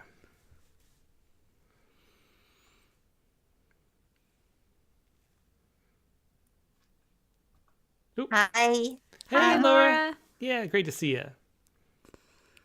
Oh, we got you on mute again. Sorry. Can you unmute again, Laura? There you go. That works. Yeah. Can you hear? Yeah. Yep. I mean, I really struggled. I wrote the triolet. Like I worked so hard to get the 8 syllables in each line, and to make the rhymes. And then when I got to the end, I realized that I hadn't repeated the lines. So I tried again No. because there were a lot of rules. No. But There are a lot of rules here in it them. is. Yeah. Okay. Well, let's hear it. Okay, Monsieur the Mockingbird. Why is it that I can't see him as he is warbling beaucoup? Maybe he could be in the pine. I seek, but I still can't find him. Listener, why covet a glimpse of fine stripes? But I do. Why is it that I can't see him as he is warbling beaucoup? Yeah, I love that last line. Yeah, that me repetition. too. Yeah. Thanks so much for sharing that, Laura. Thanks. Yeah, wonderful one to repeat on. Yeah.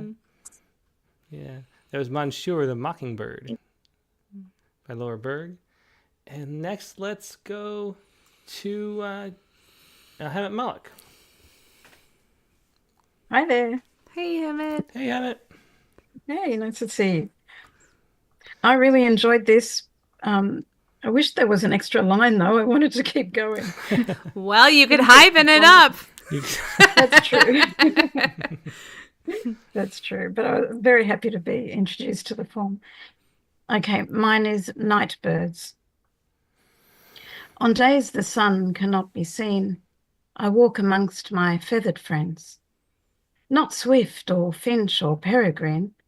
On days the sun cannot be seen, my call makes angels flock to me in darkness when I raise my hands.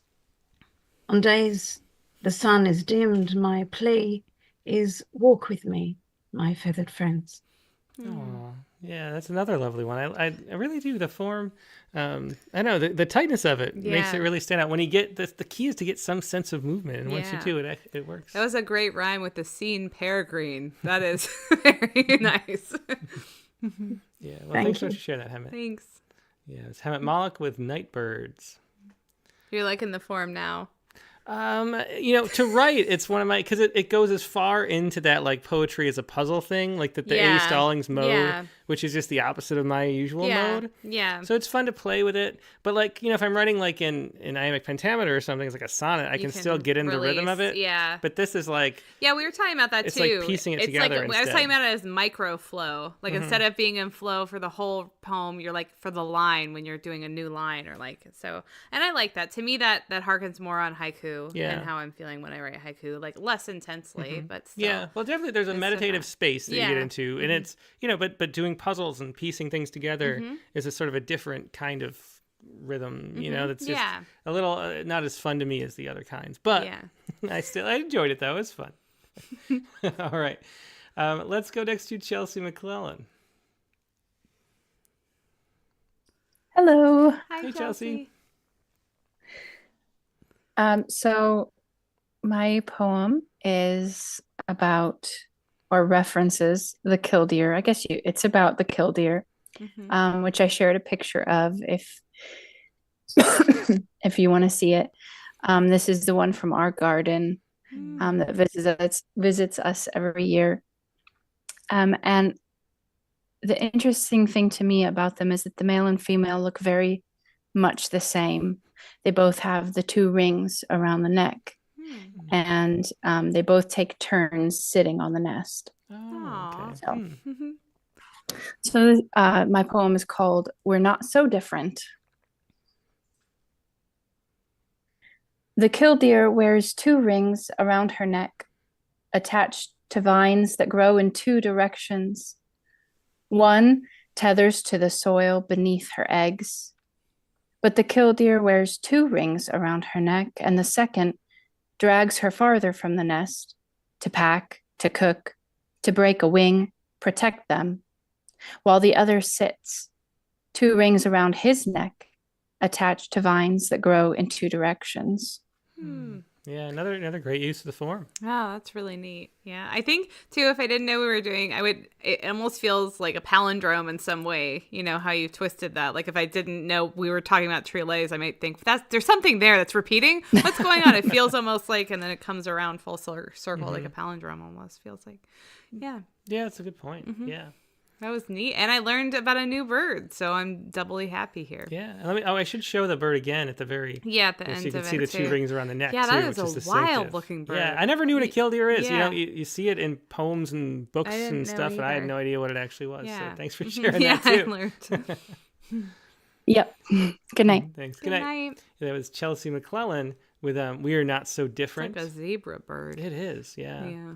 And I noticed in the corner of my eye people talking about the beats and the counting feet and syllabics of it. Yeah, and we should say, as I understand it, there was a syllabic form in the French, but now once we convert it into English, we do it sort of whatever we want with it. So I mentioned Wendy Cope has a lot of good ones. She uses, mostly iambic meter, but it varies. She has there's one dimeter one I read about lost socks. And then, she's got trimeter and some vary back and forth.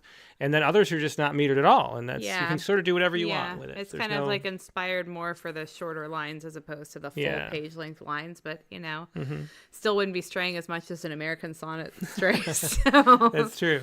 All right, that's just worth noting that. Yeah. Yeah. So, but I think the repetition is the key. And if we're ever doing, a formal prompt and there's a syllabic, I will definitely say it is syllabic. Yeah. Like we did with the haiku stanzas. Yeah. All right. Well, let's go next to Dick Westheimer.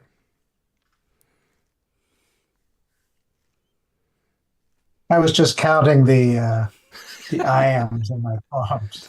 Well, how many you got, Dick? Well, you'll have to count as we go, or we'll see your fingers on the screen. But I think I had read just now that it's supposed to be tetrameter. I think I have a lot of pentameter in here. Well, like I say, there's no supposed to be. I think you can do whatever, because the French, is that syllabic form. And I don't even know, is it 9 usually? Or maybe they even vary it, but it's consistent. I think that's what it is. I forget what it is because I rolled it out when I looked at it. We should have asked Siobhan when she was on. Yeah, I think if it's just that they're all the same number of syllables, I believe, in the French. But in English, we just, you do it however you want to do it. So crazy English speakers. I like this 8-line limit on poems tonight. Yeah, that is important. As long as the lines aren't, we got to see how long Zachary Honeycutt's lines are. These lines are each a page long. That could be a problem. But well, that would be that would be a tour de force. That would be kind of a cool poem. I hesitate he might to say. be writing it. I know right he can't now. write it in the time. He might. Don't underestimate Zachary Honeycutt. We'll call him next to make sure he doesn't have time. He can do anything. All right. Okay, Nick. Sorry to try. So what do you got? Where'd you go with this? No worries. I have a mild tonic for a curmudgeonly gut. Okay. So a mild tonic for a curmudgeonly gut. We hiked the fern trail to the icy creek. My fingers numb, my gut a bag of rocks. The sun emerged, tumbling through the trees as we hiked the trail down to the icy creek. We stood there. You kissed me on the cheek. A single nuthatch chirped. I soon forgot. My fingers numb, my gut a bag of rocks as we hiked the trail up from the icy creek. Yeah, I did cheat. I did cheat in those last 2 lines. I flipped them. Oh, that's all right. You're allowed your liberties, Dick Westheimer. Yeah, anything in service of the poem. That's what I always say. Yeah. Wow. Well, I think toward how much. Obviously, Katie, you chose high bun, which extends it to a 9-line, in essence, a 10-line poem. But it just fell into place that the second line really worked. Yeah. As the penultimate line for this poem, anyway. Yeah, well, that makes it especially fun when we're reading or hearing so many triolets all at once. To have the last inverted with the expectations set up is fun. Yeah, a little variety, not that bad. Yeah. Well, thanks, Dick, as always. Great poem. I always loved reading your stuff. Yep. Thanks. Appreciate you. There's Dick Westheimer with a mild tonic for a curmudgeonly gut. And now let's see what Zachary Honeycutt actually has. You did get him next. Hey, Hi, Katie. Hi, Tim. Hey. How you doing? I'm doing great. How are you? I'm sorry to disappoint, but I did want to continue the poem I read from last week. I do. I'm tempted to do the triolet. I really am, because that's my kind of poem. I love birds and repetition, but I gotta do this. Yeah. So can I continue? Can I just do this? I got a page here. I guess Katie's the prompt poems editor. Yeah, you can do the one page prompt. Yes. Okay.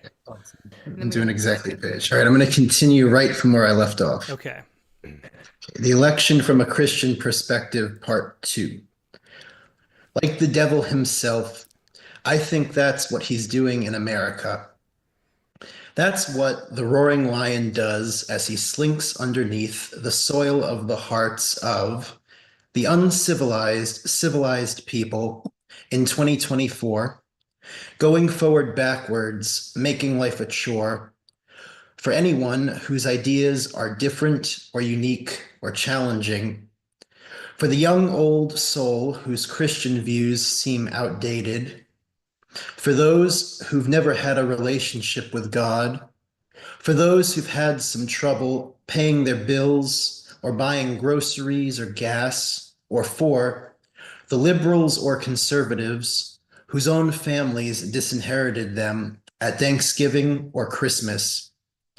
They point their fingers, like the state did, at the obsolete man now, then a humble librarian who still bothered to read a Bible. Might as well rip that page from the playbook of The Twilight Zone. Shout at the top of your lungs to your neighbor, "You are obsolete." But what is not? Certainly not the ego of mankind, which tries so hard sometimes to play the role of God. Our ancestors invented the wheel. We don't have to hunt for food anymore. But the nature of our hearts hasn't changed.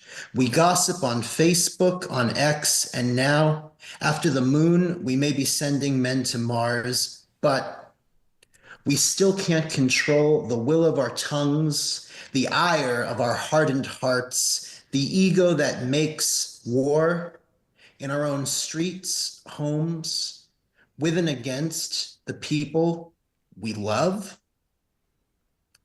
But for the sake of argument, in the name of peace and on the side of Christ, let's just say that we all stopped talking.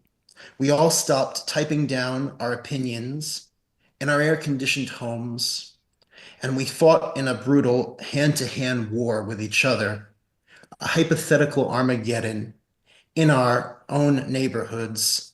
Let's say we stopped saying hyperbolic things like, "I'm going to get out of the country," which doesn't help anyone in need. And I stopped in exactly that line, Katie, so that you wouldn't did. get You wouldn't get a did. vein. Thank you. That is You very, wouldn't get- very honoring of the system. Thank you, Zach. Wouldn't get a vein in your temple, Katie. Yeah. Yeah, that's what happens. But I want you to write the triolet too, because everybody is saying, people were saying in the chat, they want to hear your triolet also. Okay. So Come next back week, and share it. Yeah. next Great. week I'll do. Can I do a double triolet? Nope, Is that we are at possible? one poem. We will keep you in One line if triolet. it kills us, Zachary Okay, Honeycutt. one triolet. Thank you. All right, the mother of all triolets next week. All right. Well, we're looking forward to that for sure, Zach. Thanks so much. Bye. Yeah. Yeah, well, that's Zachary Honeycutt, and different a break from the triolets and different perspective than we usually get on the Rattlecast. It was just really nice to see too. Yeah. Mm-hmm. All right, and let's go next to Audrey. Oh, it just jumped. Oh wait, Nivy next. Nivy, yes. Yeah, we gotta go Nivy to next, and then we'll do. Yeah. Hey, Nivy, Hello. are you there? Hey, Tim. Hi, Katie. I'm doing good. Thank you. How about you? Hey, great to see you. Yeah. All right. Good So to what do be you got back. for us? Sorry, last week I was feeling a bit under the weather. Oh, well, I'm glad you're doing better now. Yeah. It's the pollution here. It's really bad. We have a visibility of 2 meters. No, I'm sorry to hear that. Yeah. I have a triolet. Mm-hmm. It's about a crow. So the thing is, in Hindu culture and customs, not mythology per se, but according to Hinduism, if a crow caws, it can mean either 2 things. One, that a guest is coming to your house, or if it's like a continuous series of caws, it means that something bad is going to happen. Oh, wow. And the point is, crows, you usually find them on trees and a lot near temples, actually. So it's sort of a weird juxtaposition how crows stay in temples, which are houses of gods, but then when they still caw, you still seem to think that it brings bad news and maybe death or something. So it's a weird juxtaposition, but it's something that exists. Yeah, that's and I think fascinating. that sort of fit. And I think that sort of fit very well with the repetitive nature of the triolet form. Right. Yeah. Well, it's on screen. Go ahead and read it. Okay, thank you. The messenger. The crow cried, "Come at dawn's soft glow." A messenger perched near the shrine. Its watchful gaze saw the world below. The crow cried, "Come at dawn's soft glow," ringing a tale of loss and woe, of broken ties and fate's design. The crow cried, "Come at dawn's soft glow," a messenger perched near the shrine. Yeah, beautiful poem. I love that too. The Yeah, Messenger. me too. Yeah, and great story too. Thanks for sharing that, Nivi. Thank you, Tim. Thank you, Katie. Yep. Have a good evening. Yep. Have Have a a good great day. day. Yeah. Bye. Bye. Thank you. Bye-bye. Yep. That was Nivi DeKarthik with The Messenger. Yeah, crows are fascinating. Yeah. Birds are so cool. I'm so glad poets write so many poems about I know. They really are. deserved. Like they were made Yeah. for poets. Yeah. All right. Let's go next to Chelsea McGlynn. Hello. Hi, Hey, Chelsea. So I write a lot of bird poems. I was very excited about this prompt. And in fact, I went to submit to a poetry journal that flat out said they did not accept any bird poems. What? So I couldn't. What? I know. That They're makes like, we me- don't, there's too many of them. That makes me even happier we did this prompt then. Let's stick it to them. Me too. That's Right. not cool. Wow. Yeah. Come on. So I've been reading about Ernest Shackleton's ill-fated expedition to Antarctica, where his ship, the Endurance, got trapped in the ice and sank. And miraculously, his entire crew survived, floating on like an iceberg out of the ocean. So that's what the poem was about. And I included some pictures as well. Endurance. The pressure starts to squeeze again. The ship encased can't hold. She breaks her beams, her floorboards buckle. Then the pressure starts to squeeze again, ice piercing through her holes. Penguins watch the glaciers calving that make the pressure start to squeeze again. The ship encased can't hold. She breaks. Oh yeah, another great that form for that too. Anytime there's like a tightening or a squeezing or a repetitive thing, it's a great form for that. And look at that. That really is. Yeah, that is the for those watching that the before is the ship, and then the ice crushing it to a pulp is the second image. That's amazing. Yeah. Yeah. Well, thanks so much for sharing that, Chelsea. Thanks. Thank you. Yeah, it was Chelsea McGlynn with Endurance. And next, let's go to Tina Denetclaw. Okay. Hi. Hi, Tina. Let's see. Hi. Did it so I have a brand new computer. And I'm trying to figure out, like I'm loading Zoom while I'm trying to get on for you guys. It's doing all kinds of things. Apparently it has AI in it. So it went ahead and unmuted me. Oh, Can well, you that was hear me? nice of the AI. Yeah, I can. Yeah, That good was job, impressive. AI. Yeah. And the funny thing is, I don't want AI in my life. And I did a review on a paper for a journal, and I really tore it apart because it was like an advertisement for AI. And I said, you're going to have to start all over. And it's like, I don't want AI. And Yeah, well, we're doing a poetry space on AI. Yeah, that's the next topic week. of next week's poetry space, actually. Well, yeah. Well, they kept saying that it was in depth. It was going to help you teach in depth. And I'm going, no, a human would have asked this question. And it's like, I really was not nice. So I don't know if they'll ask me to review anymore. Okay, so the triolet, the repetitiveness and that it has to be a bird, it reminded me of something that happened like 30 years ago that I watched from my kitchen window. And so it's a true story and it's tragic. And so at any rate, it is. I don't mean to be facetious saying that it's a sad poem. Okay, triolet for mourning doves. A pair of mourning doves hoping for a nest on high arm of downspout that wouldn't hold a stick. His mission clear, 3 days' work, he did his best. A pair of mourning doves hoping for a nest. She watched each twig fall to the ground, just like all the rest. The egg she could no longer hold fell 2 stories, smashed. She quit. A pair of mourning doves trying for a nest on high arm of downspout that wouldn't hold a stick. Aw. Yeah, that is a sad story. Yeah. Yeah, thanks for sharing that. The triolet for mourning doves. Thanks. Yeah. Oh, you're welcome. Thank you. Yeah, thanks. It was Tina Denetclaw with a triolet for mourning doves. And next, let's go to Mike Bales. Yeah, I like Sky Mall too. That long poem is like a nice study of those two as a couple. Yeah, it's a great book. It's Someone should give that an award. Yeah, somebody should. Yeah. I'll give it a thumbs up. That's important. Call this an English version of it. A long time ago, I wrote a few rondelles and rondeaux, or one of those two forms. It was kind of nice. It's kind of nice to return to a French form. You'd have to call this an American if you count out the syllables per line, you'd have to call this an English version. The lines are shorter. I tried to email it to you twice and I didn't get a response, so I'm not sure you received it or not. Let's see. Usually I get a response, email back, thanks for see, sending it. Maybe it went to spam. Yeah, it did. Mike Bales is not poor spam. Mike. He's not spam. Yeah, this is... Looks Yeah, safe. what?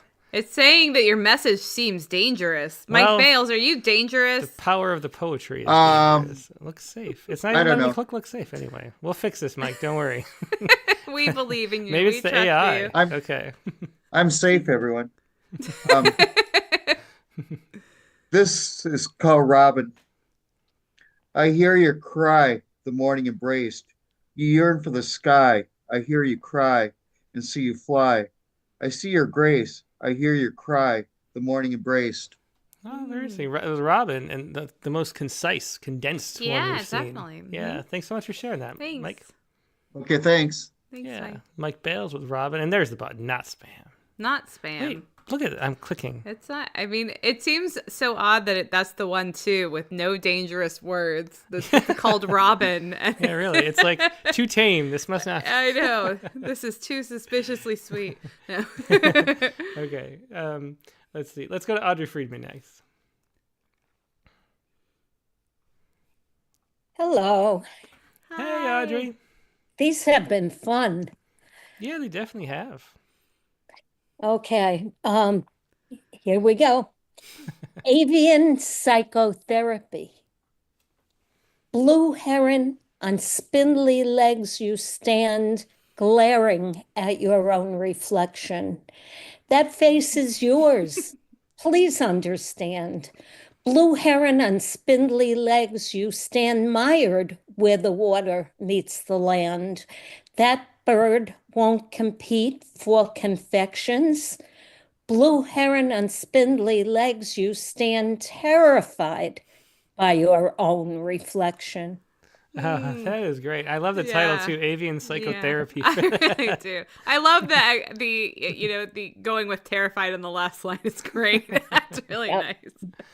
I know when I was doing my MFA, one of my mentors was Roger Weingarten, and he said, whenever you do a form, take the liberty of changing at least one word to, spice it up or something. So That's great. I'm gonna think about this the next time I see a bird staring at itself in the water. Which we do. Which we do so much. Yeah. Well, thanks, Audrey. That was great. Thanks. Oh, it was fun. Thank you. It was Audrey Friedman with Avian Psychotherapy. And I think a good example about how writing a lot of hyphen, as Audrey has done, can help you write more interesting titles, because it's a great title. Yeah, that's a great point too. It came to me last, but great. It was a welcome visitation. That's great. Thank you. Yeah, thanks again, night. Audrey. Good night. All right, and next we will go to Rod DC. Hi, good evening. Hi. Hey, Rod. Great to see you. I've been away for a while, but I've been busy, but I'm back now, hopefully. Okay. Then this is a triolet called Times Are Hard in the Wildwood. A tiny wren sings sweetly, despite the wind like ice. We small birds need seeds, he says, and a lump of suet. Now you've changed the weather, birds may pay the price. The tiny wren sings urgently through wind as cold as ice. Please bring us seeds, or most of us can get by on boiled rice. Wild winter is upon us. We need help to struggle through it. The cutty wren sings fiercely, his voice a knife of ice. Please put out seeds to feed the birds. Don't forget the suet. Oh, that's great. Yeah, I love the rhythms in that one. Is that septameter? Like seven beats per line? Yeah. Yeah, that's Interesting. quite. Yeah, you don't see that very often. Yeah, very cool. Yeah. Thanks for sharing that, Rad. I Yeah. really love the music of it. Yeah, me too. Thank you. Thanks. Yeah, thanks. Good reminder to refill the bird. Oh yeah, feeder definitely also. do. Yeah. All right. Thanks a lot. Yeah, thanks, Thanks. Rad.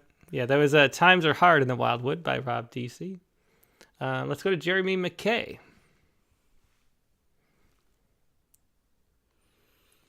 Hi. Hi. Hey, Jeremy, good to see you. See you too. Good to see everybody. It's a lot of good poems today. A lot of Yeah, there definitely are. Some Good good. talk. It's just such a great group, really. I mean, especially after I've been reading a lot of submissions, regular submissions over the course of the week, it's just like, oh my gosh. You're back home We're with back. these. Yeah. All right. And the invited poet had a long poem. Yeah, now we're doing short. I thought that would be funny too. Yeah, it's a good contrast. Yeah. All right, so I started with an epilogue. My poem's called "I Found God in You." No greater compliment could be given to a person than someone should say, "I found God in you," and that's from Murray Bodo. He's a Franciscan friar who he wrote this book a while back, but I have I have a lot of his quotes in my read wise. So it came up one day this week, and inspired me to complete this poem. I saw a hawk perched on a eucalyptus. She took flight. My heart pounded. I held my breath as she cut through the mist with bladed wings. I saw a hawk take flight from a eucalyptus.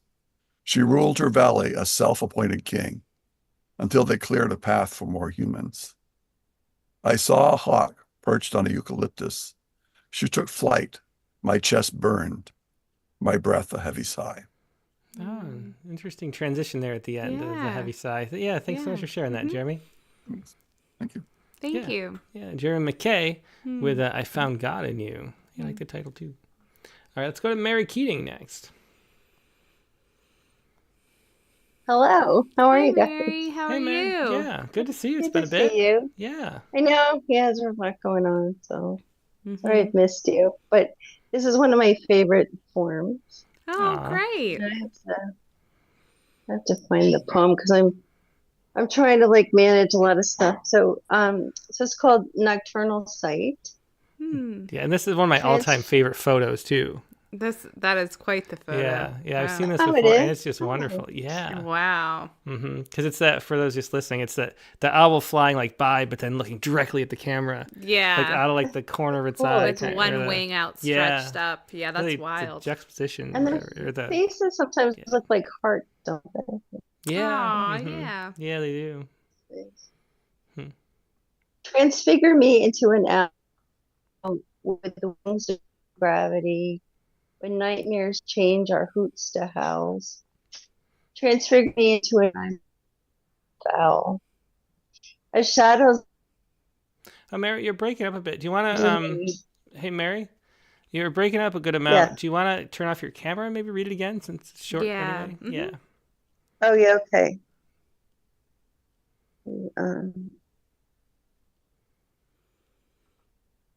Oh, I think we might have lost Mary completely. Are you there? Yeah, I'm here. Okay. Um, Just on the video button, just click that to stop video. Do you see that at the bottom of the Zoom? Let me try. Is this better? Well, so far right now it is. Yeah, maybe we could try it. It doesn't seem to be breaking up the moment. Because Yeah, I was why don't on you a go ahead? headset and I'll try it It's this not way. that; it's the internet connection. But maybe we'll get. Oh, We'll okay, catch I'll a turn good- off the camera. One second. Okay. Not that I'm looking great tonight. Oh, Stop you it. look No, you do look great. We missed your face already with the camera No, off. really. Okay. Okay, but we can I'm hear gonna you get now, back which to is it. important for poetry. Yes. Okay. All right, so Nocturnal Sight. Transfigure me into an owl with wings defying gravity when nightmares change our hoots to howls. Transfigure me into an owl when I'm devoured like some fowl. As shadows gobble my country, transfigure me into an owl whose wings defy all gravity. That's great. And, having a great line as the refrain is always an important part. And I love that line that comes back every time. Makes it feel very hopeful. Yeah. Well, thank you. Yeah, thanks so much, Mary. Yeah, great to have you back. To see you guys. Hope to be back more. Yeah. Good, we hope so too. Yeah. Thank you. All right, that was Mary Keating with a Nocturnal Sight. Let's go to Carolyn Codd next.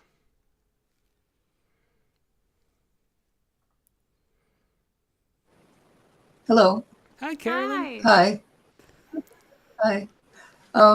I have a longer poem because it's from 2 or 3 weeks ago with the braid thing. And I had 2 events, the last 2 Sundays, I had other events in the afternoon and I couldn't be here. So I wanted to do it. But also once I found out what the triolet really was, because I never heard of it before, it actually is a little like braiding too. Yeah, that's a really good that's a point. good point. Sounds Yeah. like. Braiding. Yeah, well, So I think have the- this poem that's Yeah, I think the braid For the poem braid is too thing, long. I- It's 2 pages. We're Oh, did we gonna- have a 2-page? We did for that. Oh. That's right. That's right. We did. yeah. Okay. Yeah. So which one would you for like the to read? braid you had. Well, I'd like to do both of them. The other one I call a non-triolet because when I saw that, I thought maybe I didn't know what it was. So I thought I had just written a poem that was 3 lines and mentioned a bird. So I thought maybe that was what it was. And it's just a few words. So I'd like to Okay. read that. Yes, at the sure. end, if you could. It's anyway. So this is the beginning, the first one, and it's when I heard about braid, I thought of weaving, and I used to do some weaving, and then a person that we all know of brags about weaving, but he's talking about weaving words. I think. Do we know who that is? Anyway, so that's where the poem starts out with that person. Okay. I call it Strange Strands. A well-known, wealthy, crotchety old man who has a big house in New Jersey likes to brag about his weaving technique. He prefers rough yarns of dark colors, black, gray, brown, with some splashes of purple. He purchases them online. But what are these strange things he creates? They seem to be various shapes of undescribable, incomprehensible, obscure wall hangings, some resembling trap-like webs. Nevertheless, he thinks they're great and puts them up for sale at exorbitant prices. In New York, a middle-aged woman takes up knitting and weaving. She designs and knits sweaters and vests and weaves her own original tapestries and wall hangings. She enjoys using various textures of different colors and materials, including some undyed wool of colors as they come from the sheep. Most of the yarn she buys in shops and purchases some special ones online. She creates these items mainly for herself and a few friends who appreciate the attractive designs and colors. In New Jersey, a young woman decides to become a sheep farmer, raising them for their wool, not for meat. It's a lot of work, but she enjoys the whole process from taking care of the sheep, shearing them, processing the wool, and spinning the yarn. She begins selling the yarn to a few friends and neighbors, and then online. Eventually, she opens a small shop right there on her farm. One day, the woman in New York remembers seeing on one online site that a young woman who raises sheep has opened a yarn shop on her farm. It's in nearby New Jersey, so she decides to go there. At the shop, she enjoys meeting the sheep farmer, seeing some of the sheep, and expresses her appreciation of the great textures and shades of yarn that the young woman and the sheep provide. Then she notices on a bulletin board an article saying that the well-known old weaver man purchases some of the yarn for his strange works from this shop's online site. From what she knows of this man, she thinks he's too proud to be seen in such a humble place, and that he probably isn't interested in the sheep, just likes to use the yarn that they and their caretaker produce. She's unpleasantly surprised to find that she has anything at all in common with that crotchety old man. Yeah, love the ending there. Thanks so much for sharing that with Strange Strands. And then we have the short poem too. Yeah, it's This was inspired by, well, I have it on there, by seeing a conductor, a female conductor, conduct the Redlands Symphony Orchestra a couple of weeks ago. And it's just called Soaring.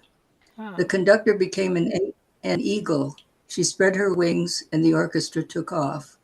Oh, that's sweet. nice. Yeah, great explanation of that. Good description. Thanks so much for sharing that. Both those poems. All right.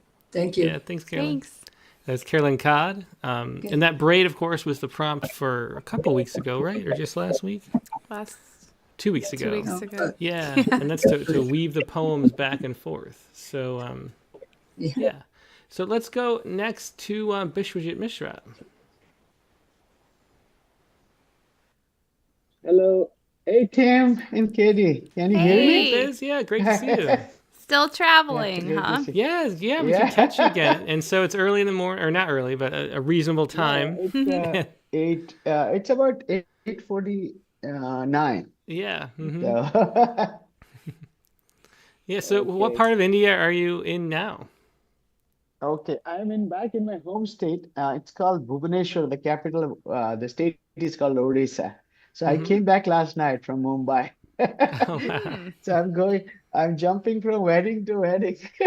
And while I'm here, a few of them are getting me again for more weddings. They come to hear that I'm here. Yeah, no, it's fine. I'm seeing friends, like some of them, like they were not very close, but they were still my college mates. So like after 40 years. Oh, wow. Or 30 years. So That's amazing. it's hard to recognize with my beard and all the people. Not with your smile, though. I'm sure that hasn't changed. Yeah, thank you. How was your Thanksgiving? Yeah, It was nice. really nice. Mhm. Yep. Yeah. Okay. So I got a triolet.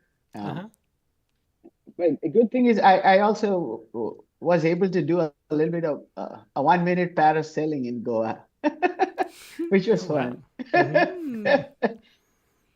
Okay, so this is called witnessing. Should I read it? Yeah, go ahead. Okay. Cackling behind the mesh as we chat away on our morning walk, watching invisible butcher's face. Cackling behind the mesh, the chickens watch their friends run out of luck. Cackling behind the mesh as we chat away on our morning walk. Yeah, another really nice, concise, tight one. Yeah. Yeah, thanks for sharing that, Biz. We took a walk here. You know, there's roadside butchers, and there was, I grew up with this, but I had never paid attention. But this time, when I saw, I said, they're butchering the birds right in front of the other birds. That's very brutal. Yeah. Well, that's really cool. I'm so glad you could find time to write poems on all your travels between the weddings. Thank you. Good seeing you guys. Yeah, great to see you. Have a good night, and good night, you too. everyone. Nice day. Bye. Bye. Here's Bishop Mishra's witnessing. And next, let's go to Mary Lisa D. Diminishes. Hi. Hey, Mary Lisa. Hey, Mary Lisa. Happy Thanksgiving to everyone. Yeah, thank you. Same to you. Friendsgiving, as I like to say. We all have so much to be thankful for. We really do. All right. Although I don't know if you would know that from the poem, the braided triolet that I'm going to read. Oh, interesting. 3 little triolets that I hope are connected. We'll see. Neat. Called 3 Days. I'm not seeing it though, Mary Lisa. Did you email it? Oh, I did. Didn't get it. Let me just check my email real fast and make sure that I didn't do anything wrong. Do you want to Yeah, why don't you we'll go back to someone else and then because I want to see it with the 3. If it was I just want one, to I see think it we would too. have Yeah. just heard it. But yeah, let's email and then we'll Okay, sounds okay. Let's go instead to Steve Horrell. Hi there. Hey, Hi. Steve. Can you hear? Yeah. Yep, I can. Good to see you. Okay, yeah. I always feel like such an outlier. On a good day, I wake up and I say, thank God for free verse, right? And everyone else here seems to really like forms. And anyway, I did attempt to do the triolet. Um, and basically it's okay, I used a bat instead of a bird because it was nighttime. So I cheated there. And it's a group of us get together around a campfire, and we generally call it men's cooking club. But usually we cook.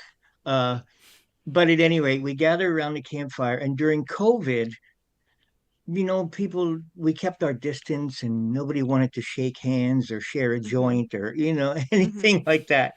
So because I'm a grower rather than a smoker mostly, I took these great big buds, dried buds of marijuana, and we just put them in the fire and then it would flare up and we just pass the whole thing around. So Oh, this is wow. basically a celebration of that, basically. It's called Okay. Campfire Buds. During COVID, too schooled to shake hands or share a joint, bats jagged circles over the shadowlands. During COVID, too schooled to shake hands, billowing clowns of Mary Jane as mind expands. Campfire, caveman TV, that's the point. During COVID, too schooled to shake hands or share a joint. Well, that's great. I love the image of that. Yeah, Steve, that was really fun. It's the part that we always really like is the campfire as caveman TV because it just seems so appropriate. You can Yeah. just get lost in it. Mm-hmm. Anyway, true. okay, thanks. It's been a great evening. Okay, Thanks so to you. much. Well, yeah, thanks so much, Stephen. Yeah, that was Steve Horrell with what was it called? It was called Campfire Buds. I like the title too, I must say. Yeah. The double meaning, the pun in there. Also could be a movie title for a great buddy comedy. It could. Yeah. New Cheech and Chong. Yeah. movie. All right. Let's see. So let me log into the open mic one. Hey, Mary Lisa, welcome back. Yeah, and I got the poem Yay. now. Yeah. Oh, good. Okay. Did I It's send it? good. To Yeah, you address? signed the open mic one, which we don't use anymore, which is why. Oh, okay. It was a flashback to like last year when we used to use that. Yeah. But that's okay. I'll have to delete I'll have to delete that address so I don't do that again. I'm sure if I were sending it in, I'd be doing that all the time. That's the kind of thing I would do, definitely. Yeah, definitely. Thanks for understanding, Katie. All right.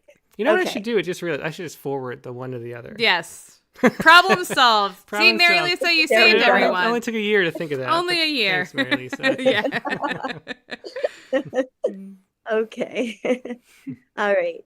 3 days. It's a triolet trio, and the first one is called My Body, Your Choice. I don't want to be one room and a window. I don't want to be a mausoleum for rage and gloom. I don't want to be one room, a ghost in my own home, entombed, invisible voice, silent body. If I have to be one room and a window, I don't want to be. The second one is called War. I wake up every morning, count the dead I loved. The news says not enough. I don't want the birds to suffer. Cats are fed. I wake up every morning, count the dead who haunt me, though I know it's in my head. They can't talk. Their jaws are rock or dust. I wake up every morning, count the dead I loved. The news says not enough. And then the third one is post-election. I didn't want the birds to suffer. It had been 2 days. I fed the cats their supper. I didn't want the birds to suffer. What if I didn't recover, stayed forever inside a state of craze? I didn't want the birds to suffer. It had been 2 days. Yeah, that was great. A great use of mixing those forms. really My favorite was the second one. I love the war, and the rhythm in that was so nice. it was Like really the way the nice. repetition appeared and like how it did felt different than most. It felt less repetitive and more like reading a different kind, like a villanelle-ish. I don't know how to why, but it did. Yeah, it was neat. It's so neat too when you take your maximalist style and you push it into shorter forms. Like I really enjoyed this, and I really enjoyed last week's poems too, which I was thinking about in the week, during with all the celebration of all the things around us. So, yeah. Oh, thank you so much, and it was a really fun prompt. I'm gonna go write some more. Great. Now that my anxiety is gone for it, because I put it off for like a week, and then I was like, I gave up trying so hard. And once I gave up trying so hard and started to just have fun and work with them as though they were puzzles, like Timothy said, oh my gosh, I was like, oh, I just wrote 3. Well, that's great. That Wonderful. is. Yeah, that's great to hear. Yep. Yeah. Yeah. All right. Good night. All right. Good night. Yeah, thanks so much. That was Mary Lisa D. Diminishes with 3 Days Triolet Trio. All right, and let's go to Dr. Q next.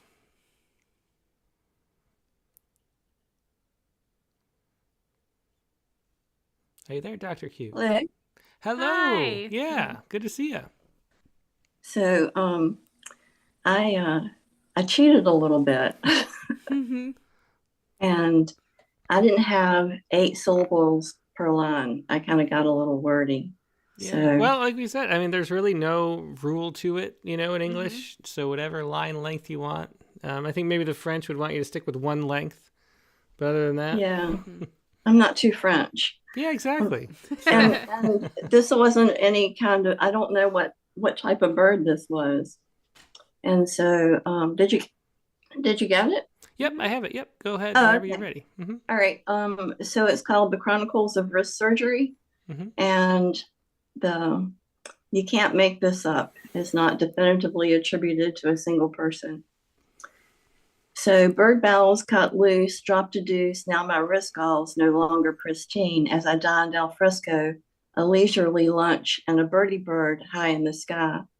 His voice echoes. My surgeon says, "Do not change the dressing." But this scene, bird bowels cut loose, dropped a deuce. Now my wrist galls no longer pristine. I changed the dressing, but Bertie, I don't understand. Why'd you have to be so mean? My surgeon said he'd heard it all. My, oh my, put this in the file of sounds like a lie. Bird bowels cut loose, dropped a deuce. I changed the galls from soiled to clean. I downed al fresco with a vast disbelief and a birdie bird high in the sky. Oh, a lot of music in that one. Yeah. Chronicles of Wrist Surgery. So there used to be a little jump rope thing when I was a kid. Birdie, birdie in the sky, why'd you do that in my eye? Oh, really? I never heard I've that. never heard that. Yeah. So this was kind of like a nod to that. Yeah, well, very cool. I really like the rhythm and the music of it. It was great. Thanks for sharing that. Thank you. Bye. Thanks. Yep. It's Dr. Q with the Chronicles of Wrist Surgery. And do we have anybody else online? Nope, we've got everybody on the Zoom. Let's take a look at, let's see. Yeah, so Nancy Tinnell couldn't make, well, we can read Nancy Tinnell. So this is Red Cardinal by Nancy Tinnell. She was here earlier. Red Cardinal. Let's see. A red cardinal sits outside my window each day. They tell me it's a visit from someone who is gone. Are you here because you have something to say? A red cardinal sits outside my window each day, peering in, remaining still, does not fly away. I think of all I should have said with every now new dawn. A red cardinal sits outside my window each day. They tell me it's a visit from someone who is gone. Oh, that's such a sweet poem, Nancy. I'm sorry you had to cut out early, couldn't make it, but really love that. Yeah, me too. Really do. It was Red Cardinal. And let's see what Ted Guevara has for us. I thought I saw Ted. There he is. And Ted, of course, always with the photo. And this is a interesting piece. There are some birds flying out of the back, a woman's back, which is also a window. So let's see how that relates to the poem. Yeah, seagulls may be important too. And this is another, similar to Mary Lisa. This is a triolet. When evening falls so hard. 1. Birds need no tutorial. Their fleeing manages no pattern. So you too must not be aerial. Stay on the ground, be immaterial to her landing, so cool, so ethereal. But she's wise with that lantern. Her decision's not the least adversarial. It's just sudden weight and fondness yearned. 2. Birds with broken feathers still fly. They don't go off the instinctive path, but nature only adds weight as to why. She cannot take your burden and die. There was commitment only to ease, rely. The part she sliced off, the dark is empty math. Chance to go on post-life cancels deny. Memory all but releases your puzzle's wrath. 3. There is no iridescence tonight. All there is, common view, darkened by the grounding of your flight. You reverse it, extend it sight by sight, but the wing you've used now flaps miscue. You look for the flicker in her woeful plight. It isn't there, still you reframe such a night. Memory all but moans to comfort you. Yeah, very pretty. That was evening falls so hard, or when evening falls so hard. I love that line there. The all there is. Wait, where did it go? All there is common view darkened by the grounding of your flight. You reverse it that way that the short comes up there. Really nice line. That was Ted Bernal Guevara with a poem there, and that's going to round up the prompt lines for tonight. And let's get rid of all these extra windows. Let's go now to the Sciku for this week. And the Sciku for this week is based on this article right here from UC Berkeley. And this is an observation of the planet Jupiter. So Jupiter, let me get this small. There we go. Magnetic tornado is stirring up haze at Jupiter's poles, is the article. And so there are these, everybody knows about the Great Red Spot. There's some other spots on Jupiter. There's also these hazy spots that you can only see in ultraviolet light. And they're these sort of hydrocarbon dust. And they're sort of a mystery. They only discovered them by looking at UV light, like kind of recently, and nobody knew where it came from. So these scientists tried to figure out what it was and sort of did some atmospheric models and realized there's magnetic tornadoes swirling within the clouds of Jupiter. And it's pulling dust up from the surface, kind of similar to how Mars has these big dust storms that tornadoes like pull up the dust. Well, this magnetic tornadoes are pulling up hydrocarbons from the inner parts of Sounds like Jupiter. The sequel to Twister. It really does. Twister, Mars. Magnetic. Yeah. All right. So anyway, that is the article that I was thinking about this week. And this is the Sciku right here. Purple haze in the fields of Jupiter, open eyes. There you go. Purple haze in the fields of Jupiter, open eyes. That is your Sciku for this week, and that is the show for this week. Thanks, everybody, for joining us. Now, next week, the prompt is going to be what, Katie Dozier? Okay.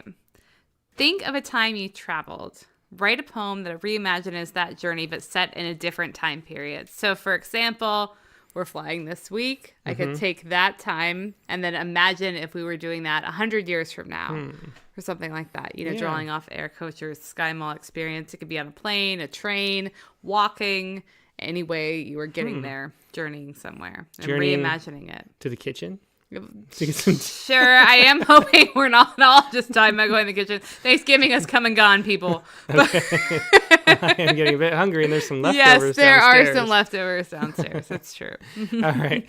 Well, thanks for that prompt, Katie. It's going to be a lot of fun to write that one. And next week's guest from the Rattlecast is going to be Lexi Pell. So Lexi is really a star of the prompt or Poet Respond. Yeah. She's been Poet Respond several times over the years. Also has a great poem, Diet Coke. I love that poem. Yeah, that was we had a prompt poems issue, which people might forget because it was a while ago. Yeah. And we do prompts so much now, but that was our dipping our toes in the waters of prompts. Yeah. And that was, I think, the best prompt poem in that prompt poems issue, Diet Coke. Yeah, so great. That's a great story. Anyway, Lexi's got a book, Let Go with the Lights On. And she's going to be the guest next week. That's December 8th. And the prompt, again, is think of a time you traveled, write a poem that reimagines that journey, but set in a different time period. And just a quick reminder that today's poem, the triolet, it's the month of December. We go by the deadlines. So that triolet was a December prompt. Once we get the prompt category back open again, they'll be open for the triolets and for the time travel-y poems that we're going to be doing next Yep. week.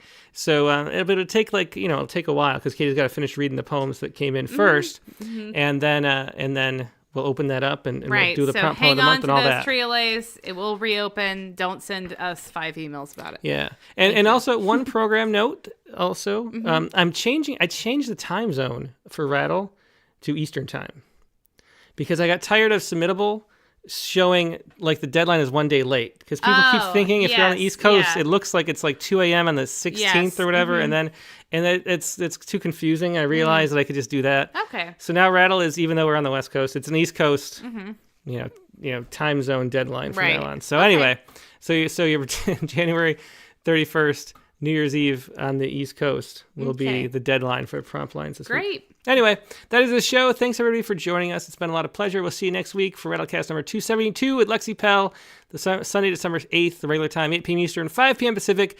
See you there. Hope you have a great week. In the meantime, we'll talk to you later. Good night. Good night.